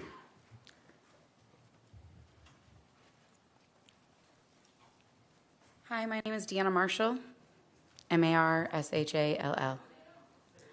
I am a medical marijuana patient, and I have been since I rolled my car down the canyon in 2012, and I ended up on life support. I didn't eat for 8 weeks. And a friend of mine came over and she said, I know you don't smoke, but you're gonna smoke this with me. And I was able to eat that day. Since then, I've had 2 strokes and I've survived them. I'm a good parent. My kids don't go without. And I am a medical marijuana patient. I survived my strokes due to the fact that I used medical marijuana. I was able to regain my speech, as you can tell. I lost complete speech. I lost the use of my entire left side of my body. As you can see, I'm standing here before you today. I have a herniated disc in my back that prevents me from being able to stand long amounts of times or sit or lay, so you can imagine my day. But with medical marijuana, with topicals, with being able to smoke it, with being able to ingest it, I'm able to sleep. I don't take Norco. I don't take methadone. And those were all prescribed to me prior to me using medical marijuana. And I no longer have to use those drugs. I have seizures now due to the strokes. I am on one of the lowest doses of seizure medication because I use medical marijuana and CBD. I know what it does for cancer patients. I've seen it firsthand. Please, don't ban this, because if you do, I won't be able to get the meds I need to be the parent I need to be. And my children deserve that. You know, and everyone keeps talking about Kern County didn't pass it because we didn't want it to be legal recreationally. We wanted it to be legal only medicinally. And I feel that it should be used medicinally only. That is my own personal preference, my own personal opinion. And please, consider the patients. Consider the ones that, I know a quadriplegic, that he wasn't on any medication because he used medicinal marijuana. And he lived 37 years almost in a chair. That's unheard of. Please do your research on that. They only live usually 10 years in a chair. He lived almost 37 years due to medical marijuana. I won't take up any more of your time. Please don't ban it. Thank you so much. Thank you. Next speaker, please. And then we'll go to Mr. Godinez. Mr. Chairman and Supervisors, thank you for an opportunity to speak with you this morning. I had a number of notes, but I'm going to set these aside for just a moment. It seems to me from what I've heard over the last, Cynthia Giummarra, Giummarra. It seems to me that what I've heard over the last number of minutes is that there's a great concern about the medical need for marijuana in our community. The last thing I would want to see happen is that people who need legitimate medical care are denied that medical care. It's my understanding that under option A, you have a period of time of 12 months, I believe it is, to make some decisions and make some headway on how we're going to further accommodate people with legitimate medical need for marijuana. So I don't want to deny medical need and people that need medical care. That's not what this is about, in my opinion. Now, you've heard a lot of statistics, and I was going to share some with you this morning as well. Particularly from Colorado, that was most readily available. I looked at a number of documents as I was preparing to speak this morning. But I don't want to see things happen in our state or our county that we saw in Colorado, or not to mention Washington or Oregon. We saw statistics where the increase in traffic accidents was more than double. Emergency room care in Colorado in 2016 had gone from what it was a few years before, from about 6,300 cases of emergency room care to the first 9 months of 2016, where it was almost 11,000 cases of medical emergency because of marijuana. Now, bear in mind, I'm not talking about legitimate medical use. That's not the point here. In Colorado, some of the other information that I looked at showed that there had been an increase with traffic interdictions of marijuana going out of the state. It was destined to go to 36 other states that did not have marijuana legalized in those states.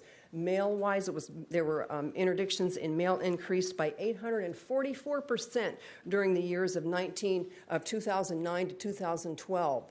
So, and again, this is not about medical need. This is about marijuana use and marijuana trafficking, if you will. I think that expanding the sale and cultivation is really, it's a foolish thing to do. We've heard the old adage, and with all due respect, stupidity is doing the same thing over again and expecting a different result. In our county, if we do the same things that we've seen happen in Colorado and other states, we're going to get the same result. It's the same thing, the same result. So I know that you all have a deep love for our county, for our citizens in our community, and it is my fervent prayer, actually, for all of you, that you will take time after the hearing to really consider what you've heard this morning, bearing in mind the need for medical care. Bearing that in mind, because it is a significant need that people have, and I appreciate that, but that you're going to let the love you have for this community abound in you with knowledge and depth of insight, so that you're going to know and discern what is best for the people that you care about and the people that elected you. Thank you. Thank you. Good afternoon, Chairman Scribner, board members, and staff. My name is Gabriel Godinez, G-O-D-I-N-E-Z. I'm with Godinez Law. I want to just bring to light, I've heard a lot about the storefronts and collectives. One thing I think should not be forgotten, if the board votes for a ban, there is a sunset clause on the 28 collectives that are currently approved and are deemed legal prior to the moratorium. That's going to be very problematic for the board and for the county for multiple reasons. One, they would still be able to operate then, but they will be under the state guidelines. And then how will they continue? Well, there's a legitimate, a very compelling, legal, non-conforming use argument that the county is going to have to address when it gets close to the year in which they're supposed to fade out. I believe there is a compelling argument and case law out there that will establish and keep these collectives open to the challenge of a ban. What does a regulation do? It limits the number that we have. The work that's been done on the environmental impact report looks to regulate from seed to sale. This is not just about storefronts. You have transportation, cultivation, quality control, and the safety mechanisms that are placed in the ordinance as recommended by staff in the environmental impact report. So say the county, say you guys go with the ban. I anticipate there being a counter ballot measure going on the ballot that would use the very detailed, all wonderful information that was in the environmental impact report in order to create a different ordinance for the people to vote on. In the environmental impact report, it allows for 5 million square feet of indoor grow. The proposal in the B option allows for 2. Now, if I were to draft a competing ordinance, I would go with the recommendations in the environmental impact report. The board has an opportunity here to take the bull by the horns, control its destiny, adhere to the will of the people on both sides. We can accomplish this together. Going for a ban is going to expose, going for regulation is going to expose. You can have less exposure on the regulation side.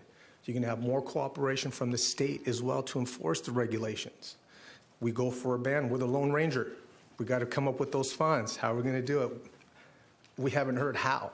We've learned what the costs are. But this is not about cost. This is not about money. This is not about taxes. This is about what are we going to do as a community for our community?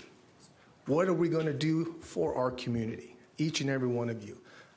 I ask that each of you give serious deliberation to what your decision is going to be today. Pray about it and do what's right. Do not bend to the party line. Do not bend to special interest.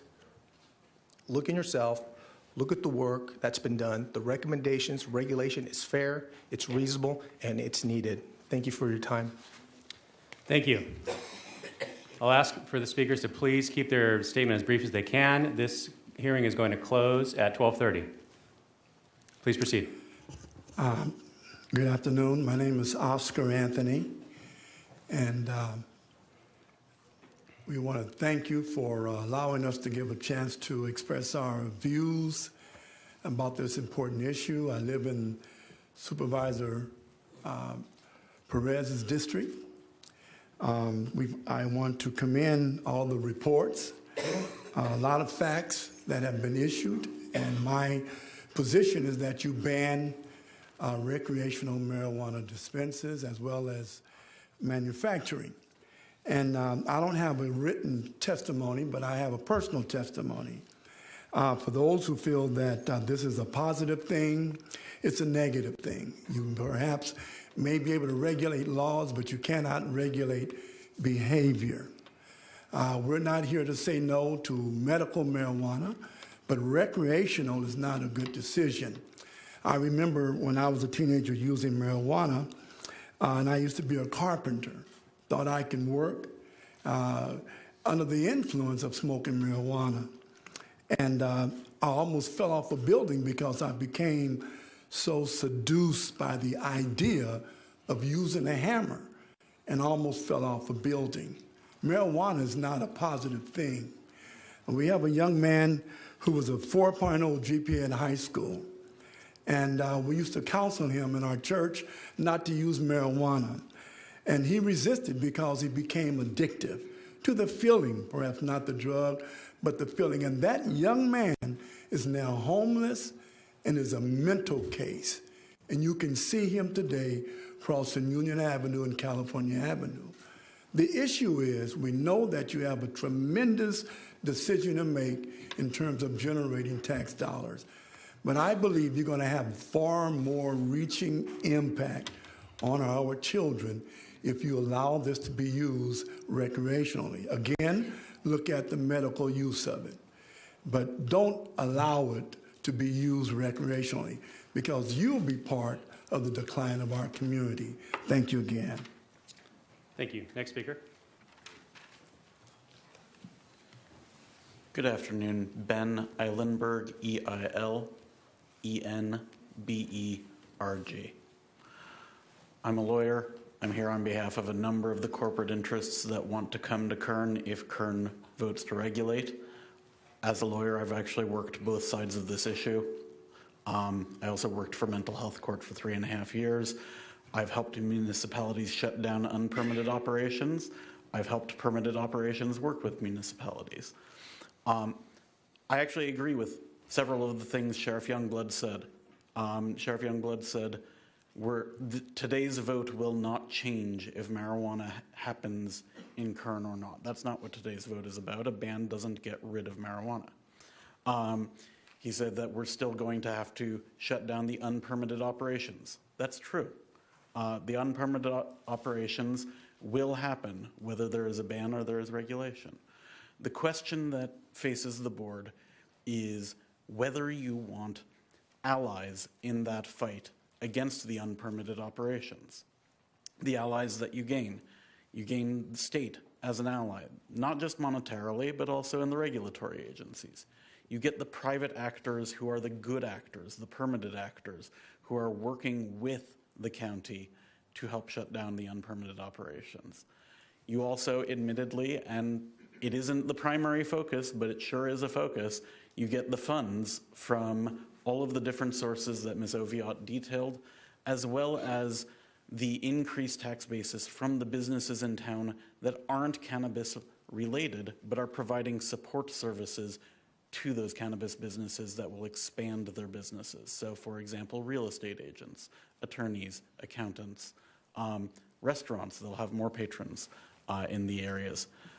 The other thing that I will say is this: by regulating, you bring the industry that's here in Kern into the regulatory framework that's not just within Kern, but within the state. It means that anything that is sold through the permitted dispensaries here in Kern has gone through the entire state process, which includes the consumer testing through licensed laboratories that are checking to make sure that any product that is sold is good, is pure, is not going to... Excuse me. Is not going to be corrupted with anything, any outside pesticides, anything else. On the other hand, if we enact the ban, the only shops that will be in town will be unregulated, which means that what is being sold, as we all admit will still continue to happen, will not be safety tested in the same way that it will be if we regulate. Thank you very much for your time. Thank you. Gustavo Aguirre, Aguirre. Since March this year, my organization and other organizations, together with community groups, we have been submitting comments to the EIR as the first option being banning. As we conceive banning is wiping those out, which eventually, with meetings with Lorelei and her staff, including last week's a 2-hour-long meeting in the communities with Mr. Craig, explaining how it works. And I voted against Prop 64 at the state, and I don't like to see that. I'm not supporting the industry, but based on information and based on the background of the counties not being successfully legally implementing regulations, the residents that we work with together with our organizations, we are recommending for you to regulate, to implement Plan B, because like in Rexland, there are 5 dispensaries right now. I live in East Bakersfield. In Niles, the last few months, I've seen like 5. If you drive on Edison, I've seen a couple of those, like in the last month or so. And those are county. And I don't see how the county is going to implement a banning on those plus 10 businesses that exist up there. Yes, I'm very concerned about my kids. Yes, I'm very concerned about my neighborhood. But I don't see a realistic implementation of Plan A. So we as the community, we believe that regulating it will come up from plus 10 to only 2 in those neighborhoods. So we really strongly ask you to do that. The sheriff said that, they are doing their best. Their best is not been enough up to now because it's been increasing. The deficit that the county have, I think, if I'm correct, deficit on 19 million. It will be to 21 million if the task force is implemented. It looks like it's not going to be enough. So we really encourage the county, the supervisors to implement something that is going to prevail legally moving forward. Thank you. Thank you. Next speaker, please.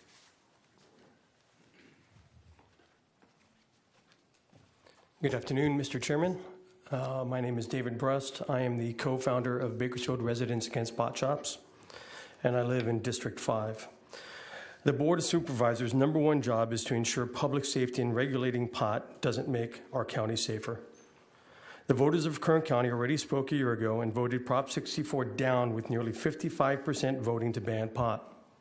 Almost every city in Kern County, as we have heard today, has banned pot. 2 of the letters submitted to the county are of particular interest. One, which our district attorney has already spoken about, which was a Denver District Attorney Office, that's page 212 in your packet, states that traffic-related marijuana deaths have increased in Colorado by 48% since 2013. And ER visits due to pot have gone up 49%. Aurora, Colorado, homicide rates has more than doubled since 2015. And Denver's crime rate is up 44%. This comes directly from the Denver DA's office. This is not from a news source. It's not from Breitbart, someplace like that. This is not fake news. The other letter comes from the famous Greenfield Walking Group, a group of ladies in the 5th District that have fought and continue to fight drug dealers in their neighborhood. These ladies are in the trenches, and they oppose a plan to regulate. And even the Center for Race, Poverty, and the Environment is against the regulation. They know these shops will have horrible effects in disadvantaged communities in our district, District 5. The county's cannabis EIR, in fact, doesn't even address the effect on the disadvantaged in our community. While Lorelei is doing a wonderful job, I want to commend her on adding the modification A to Plan B. The county ordinance, distance to rehab, sober living facilities, churches, mental health clinics are ignored, except for the new option. Proposed money set aside for education, but there's none for treatment. Who will vote for the tax? The county has long history of not voting for taxes, and the marijuana industry won't want to see a tax. In Ridgecrest, the Navy is one of the largest employers in Kern County and has a zero-tolerance policy for pot and random drug tests. And how will they feel about this ordinance? What will Trump and Sessions do if we have a base realignment? What will happen with the loss of jobs in Eastern Kern? The ordinance hasn't even considered safety measures like mandatory ID swipes, double doors for entry, free access to video surveillance at shops for law enforcement. County departments like the Sheriff's Department that will receive the most funds are against Plan B. Most of the state policies and bills haven't even been passed. We don't even know what enforcement will look like. Will we have an office in Kern County like ABC does? We don't know that because the county hasn't done their job. I mean, the state hasn't done their job. With so many issues, the most prudent thing to do is wait to see what happens. Let's see what the state does. Use the knowledge other counties will struggle through, and if indeed, revisit our stance on marijuana. Today, no one can answer my questions, but in the future, that may change. I stand here today willing to help our county in any way I can, but Plan A, the ban, is the safest place. Thank you, Mr. Brust. Thank you. Thank you. Next, please. Hi, my name is Patricia Leal, L-E-A-L, and I'm here on behalf of Leadership Council for Justice and Accountability. And as Gustavo Aguirre mentioned, we are a group of folks working with community residents in Rexland Acres, Lamont, Weed Patch. And just to clarify the comment just mentioned before, we've been monitoring this process for the marijuana dispensary since November and December of last year to ensure that there is some type of form of regulation. So yes, our comment letters that we submitted at the beginning were in favor of banning because there was no option B or regulation option to ensure that these dispensaries didn't just pop up anywhere in our community. So yes, we start with banning, but now as we've been in meeting with Lorelei, with community residents in Rexland Acres, we've come to an agreement that we want to make sure that our communities do not continue to have a disproportionate access to different dispensaries within the community. So part of my comments today is we've been working a lot with the community of Rexland Acres. Unfortunately, right now there's 5 illegal dispensaries in the community where students and youth and parents, concerned parents, have to walk through their communities in a 1-mile radius, which is a county island community. Option B, what it's doing is ensuring that there's only 2 dispensaries within that district boundary map that was shown to us. So part of our advocacy today is to ensure that there's not an overconcentration of dispensaries, but at the same time that there is a regulation. Unfortunately, Kern County has been banning dispensaries and the use of marijuana dispensaries, but it has been very unsuccessful, which is why since December of last year, we came up here, we mentioned how we've been trying to work with code enforcement to ensure that they shut down these dispensaries, yet there has been no success because of the same reasons that there's no policy in regards to regulation or implementation. So option A, how would option A ensure that these type of pop-ups of dispensaries in our communities stop? Which is why I'm here on behalf of the Rexland Acres community residents to bring this up, this concern. At the end of the day, this is not about profit. It's in regards to ensuring that our communities and our students and our youth have access to a safe and healthy community. So please take that into account when making your decision. Thank you. Thank you. And once again, if you're having trouble standing, a lot of you have been standing up a long time, please come down the front row. I'll get you up right away. Please proceed. Chairman, Board of Supervisors, thanks for all you do. My name is Wendell Vinson, V-I-N-S-O-N. I've served as the senior pastor of Canyon Hills Assembly of God Church for the past 34 years. We're a multi-campus church with 6 of our 8 Central California campuses here in Kern County. I'm asking you to please vote in favor of the ban on marijuana dispensaries and commercial cultivation.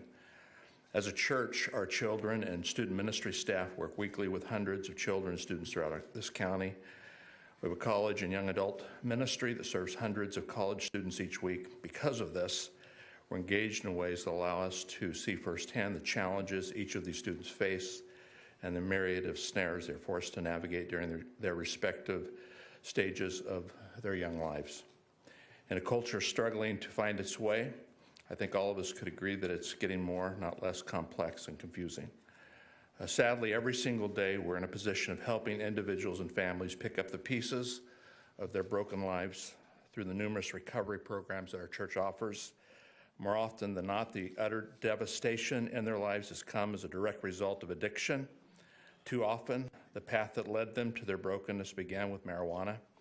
Why in the world would we as a county want to align ourselves, endorse, or even profit from something that causes such harm to both our people and our community? I've heard the arguments. We all know that ultimately no one who feels that they need medicinal marijuana is going to be prevented from receiving it. This is about one thing, whether or not our county is getting into the pot business. It's a sleazy business. It degrades the fabric of our community. It sets our young people on a path that they will regret, from which some will never recover. For all the money that some clamor to get their hands on, the unintended consequences and costs are simply way too high. We have a responsibility. It's a responsibility first and foremost to protect our community. We have a responsibility to nurture what is good and helpful, to do what is in the long-term best interest of our children, youth, and families. I certainly understand that beyond the ban, we need to find ways to enforce the ban. And I'm respectfully asking you to vote to ban marijuana dispensaries and commercial cultivation in Kern County. Thank you very much, Supervisor. Thank you. Next speaker, please. Hello, I'm Timothy Blakely, B-L-A-K-E-L-E-Y. I'm the Public Relations Manager for Antelope Valley Diamond Collective, and we are also the first members of a Chamber of Commerce. We are members of the Rosemond Chamber of Commerce. Maybe for a little bit different perspective than what most of the people have been telling you today, I can tell you from an actual point of view perspective of what we've been doing. We regularly attend the Antelope Valley Relay for Life as the Green Warriors, and we have been for some time. We support many patients in our community as well as the community programs. We're one of the very few, if not only, chamber members that actually shows up to do community cleaning projects. We donate to our community, and we also donate lots of the life-saving RSO medicine that some of the patients have talked to you about. It's the actual medicine, not the smoking. We've donated to our amphitheater in the community to try and help bring commerce. We've tried to change the image, and we want to do so. So I'm going to surrender the time in a minute, but we do the things that you guys want, and we are here. We're maybe not as public because it has been a struggle for cannabis companies to publicly do what I guess normal people do. We get labeled by horrible names in our local newspapers and things. But I can tell you we represent over 200 patients a day. And if we can't support them, they will have to go as far as downtown Los Angeles. We are the closest location to both Los Angeles and Kern County patients. So there's a lot of things to be lost here, but there are also a lot of things to be gained. We do want to help the community. We do want to do the things that were addressed. And I want to present an open invitation to the community members of Kern and any member of Rosamond especially who has concerns about this or maybe would like to open up with us and help our communities and do more. So we would like to leave you with extending the open door policy and saying that we're here for you, we will help you in any way we can, and we're not the bad people that a lot of you think are coming, and they are out there, and regulating will stop the bad people so that we can do more good works in our community. Thank you. Thank you. Next speaker.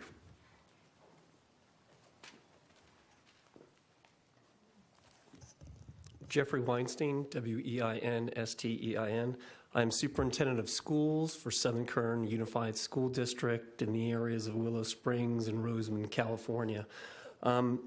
We have had an influx, as you heard from the testimonies, remote testimonies of marijuana dispensaries in our community. I'm here to tell you the impact that I have seen and my Board of Education has seen on the youth. We serve 3,700 students in our area.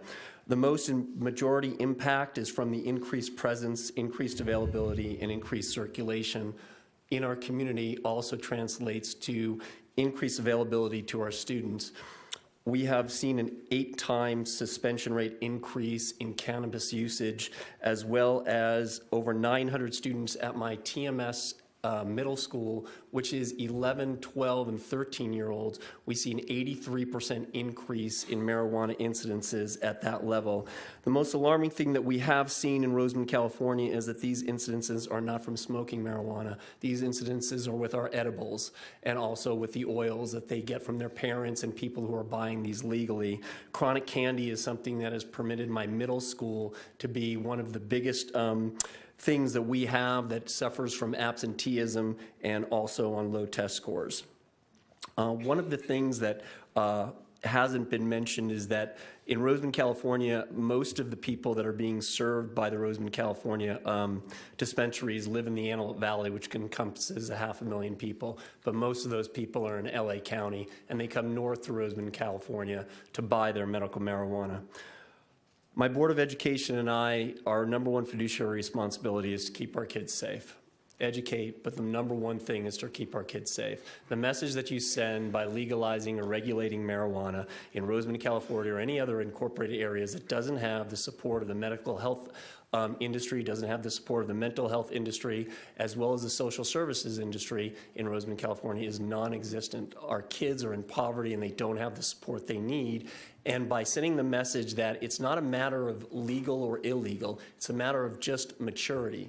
It's okay to have cannabis, it's okay to use cannabis, but it's not a matter of whether or not it's legal or illegal, good for you or bad for you, just a matter about how old we are. And so 11, 12, and 13-year-olds we're finding are experimenting for the first time, first and second time usage. Again, please help us with our fiduciary responsibility, ban legalized marijuana so that we can, in Rosamond, California, help our youth. Thank you. Thank you.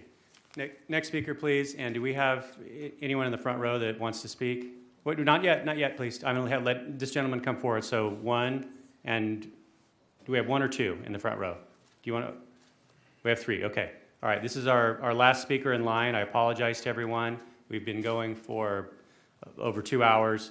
Please come forward, sir, and then we'll go to the three folks in the front row, and then I'm closing the public hearing. How you doing, Board of Directors? My name is Kelvin McGee. I am the senior pastor of the Goodness and Mercy Ministries, and I am a believer of Jesus Christ. I've heard a lot of strong people give great testimonies, give great statistics, and do it with bravery and boldness. So I figure I can do the same thing. We hear a lot of things about marijuana, but one thing about it that I've heard for many years, even in school, that marijuana can affect the brain cells. I am a person that has been affected by it personally. My brother, who's now in his grave, started taking marijuana, and it affected his brain cells, which induced a schizophrenia. And because of that, he began to talk to himself, and eventually kept on with this various behavior. I used to live with him, hear him talk all at night and whatnot, and eventually he's gone. So I stand here as a person that's been affected by it personally. I'm not against people who truly use it, medically speaking, with a sincere heart. But unfortunately, because we're a pastor, I've seen people take the same medical marijuana and sell it. So that's why I say with a sincere heart. So yes, it can. I believe in the ban. I believe that it's not conducive. It's not a conducive item for anything that affects you mentally. It's not good. Anything that affects you mentally is not good. I've seen it happen, and I thank you for this time. And that's all I have to say. Thank you, sir. The three speakers in the front row. Yes, glad to be here. Okay, my name is Jackie Sullivan, longtime city council member. I've worked with three of you on a city level, and this is probably one of the most important decisions for our community that we are being faced with. I feel very strongly about this. The city of Bakersfield has continued with the strong stance on the ban, and I think that is the right thing to do. I was recently referred to as a flag waver and a promoter of In God We Trust. Happy to be. That was nothing negative. But we are the decision makers for our community and our county. There are 11 cities in our county. Bakersfield, of course, is the largest. We are strongly opposing marijuana. We are supporting the ban. And you are the covering for our county. I understand that every city other than the one of our cities, California City, is supporting the ban. So how could you do anything other than be the agency for covering the cities in Kern County? I appreciate our sheriff, our police chief. They are public safety. They are responsible for the safety for our community. Also, education. They know I'm against all drugs, but cannabis, no, let's just call it what it is. It's marijuana. It is a gateway. But it's not good for our community. It's not good to our families, and what the message that we will be sending to our community and our residents. It's not something that we want to do. We are a conservative county. We are elected by a conservative community and conservative county. It's very important that we do the right thing and that we oppose the sale, support the ban on marijuana. It's our responsibility as decision makers and guide and influence for the community. So thank you very much. Thank you. Next speaker, please.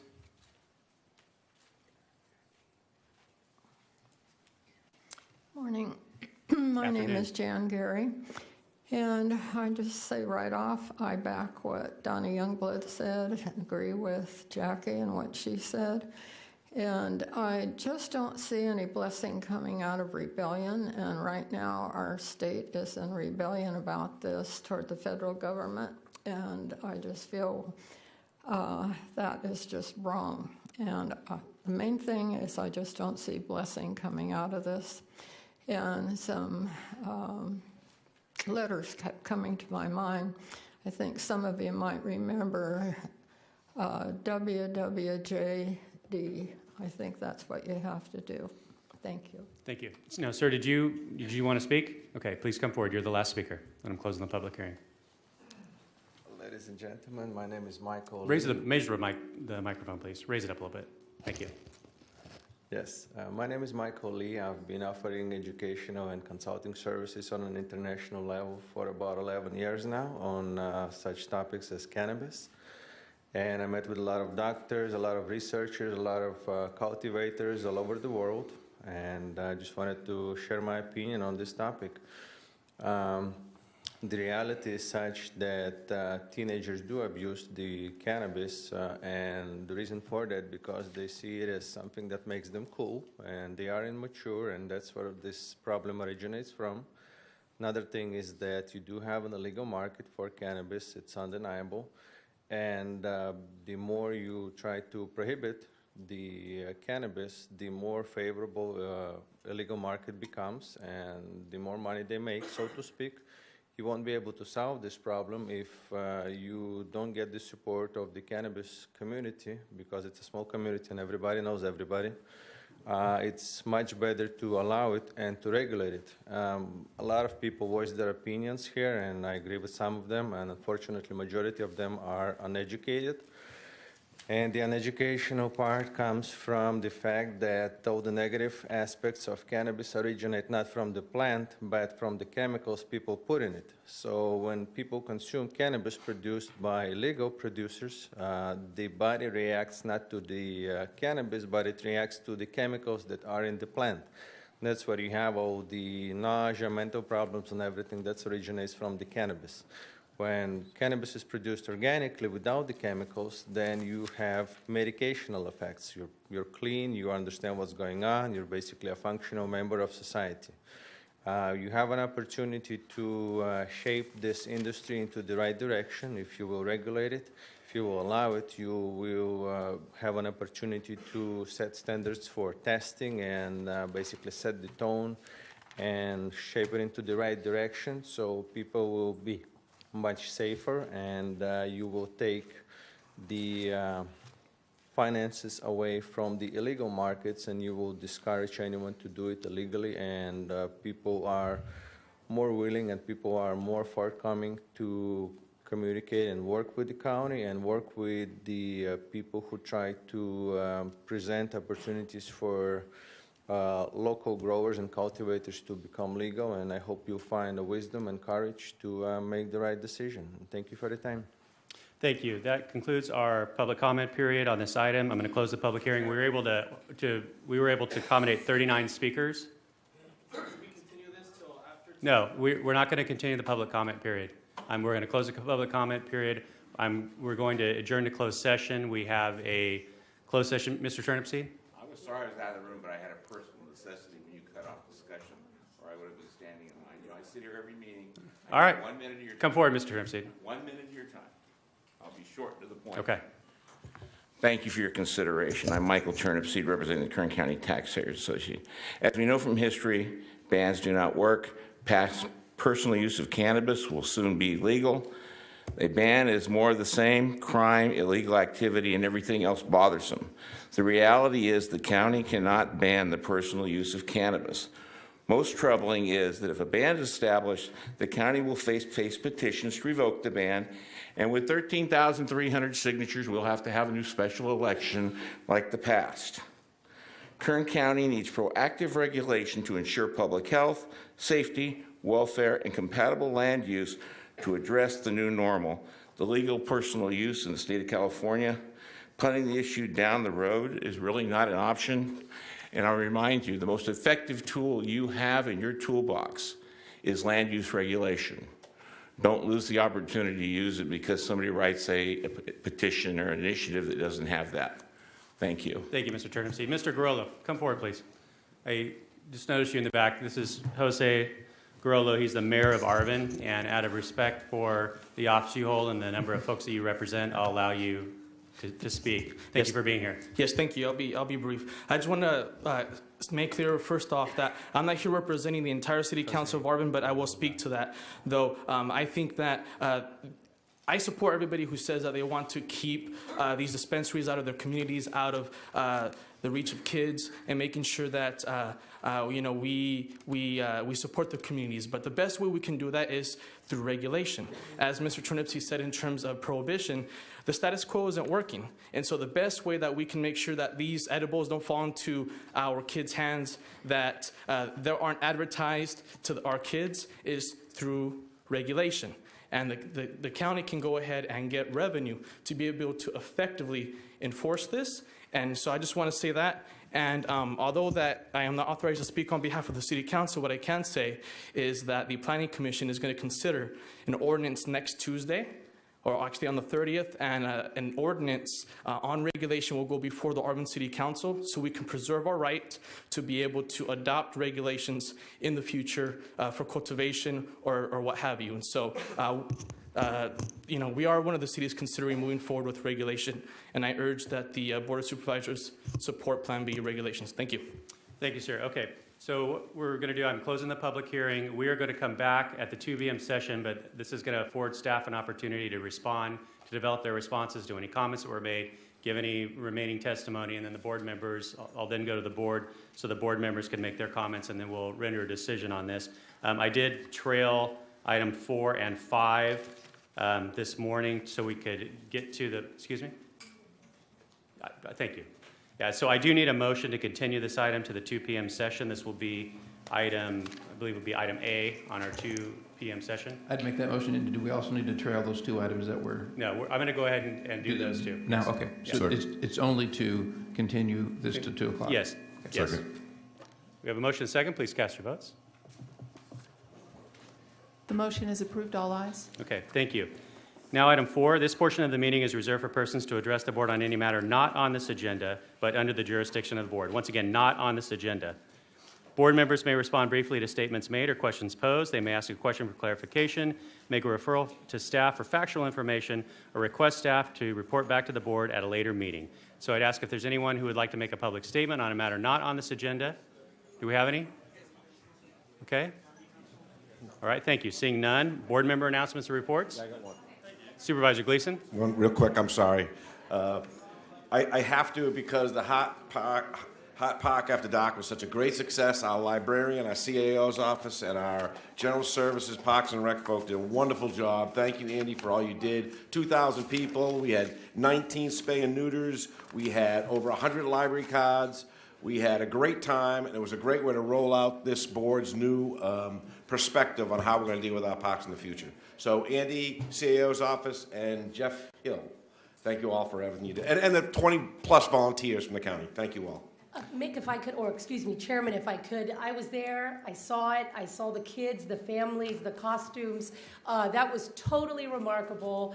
Had a blast, and I am so impressed with your vision, your partnership, and thinking outside the box. I have a renewed sense of hope about our parks, and I'm so grateful. So hats off.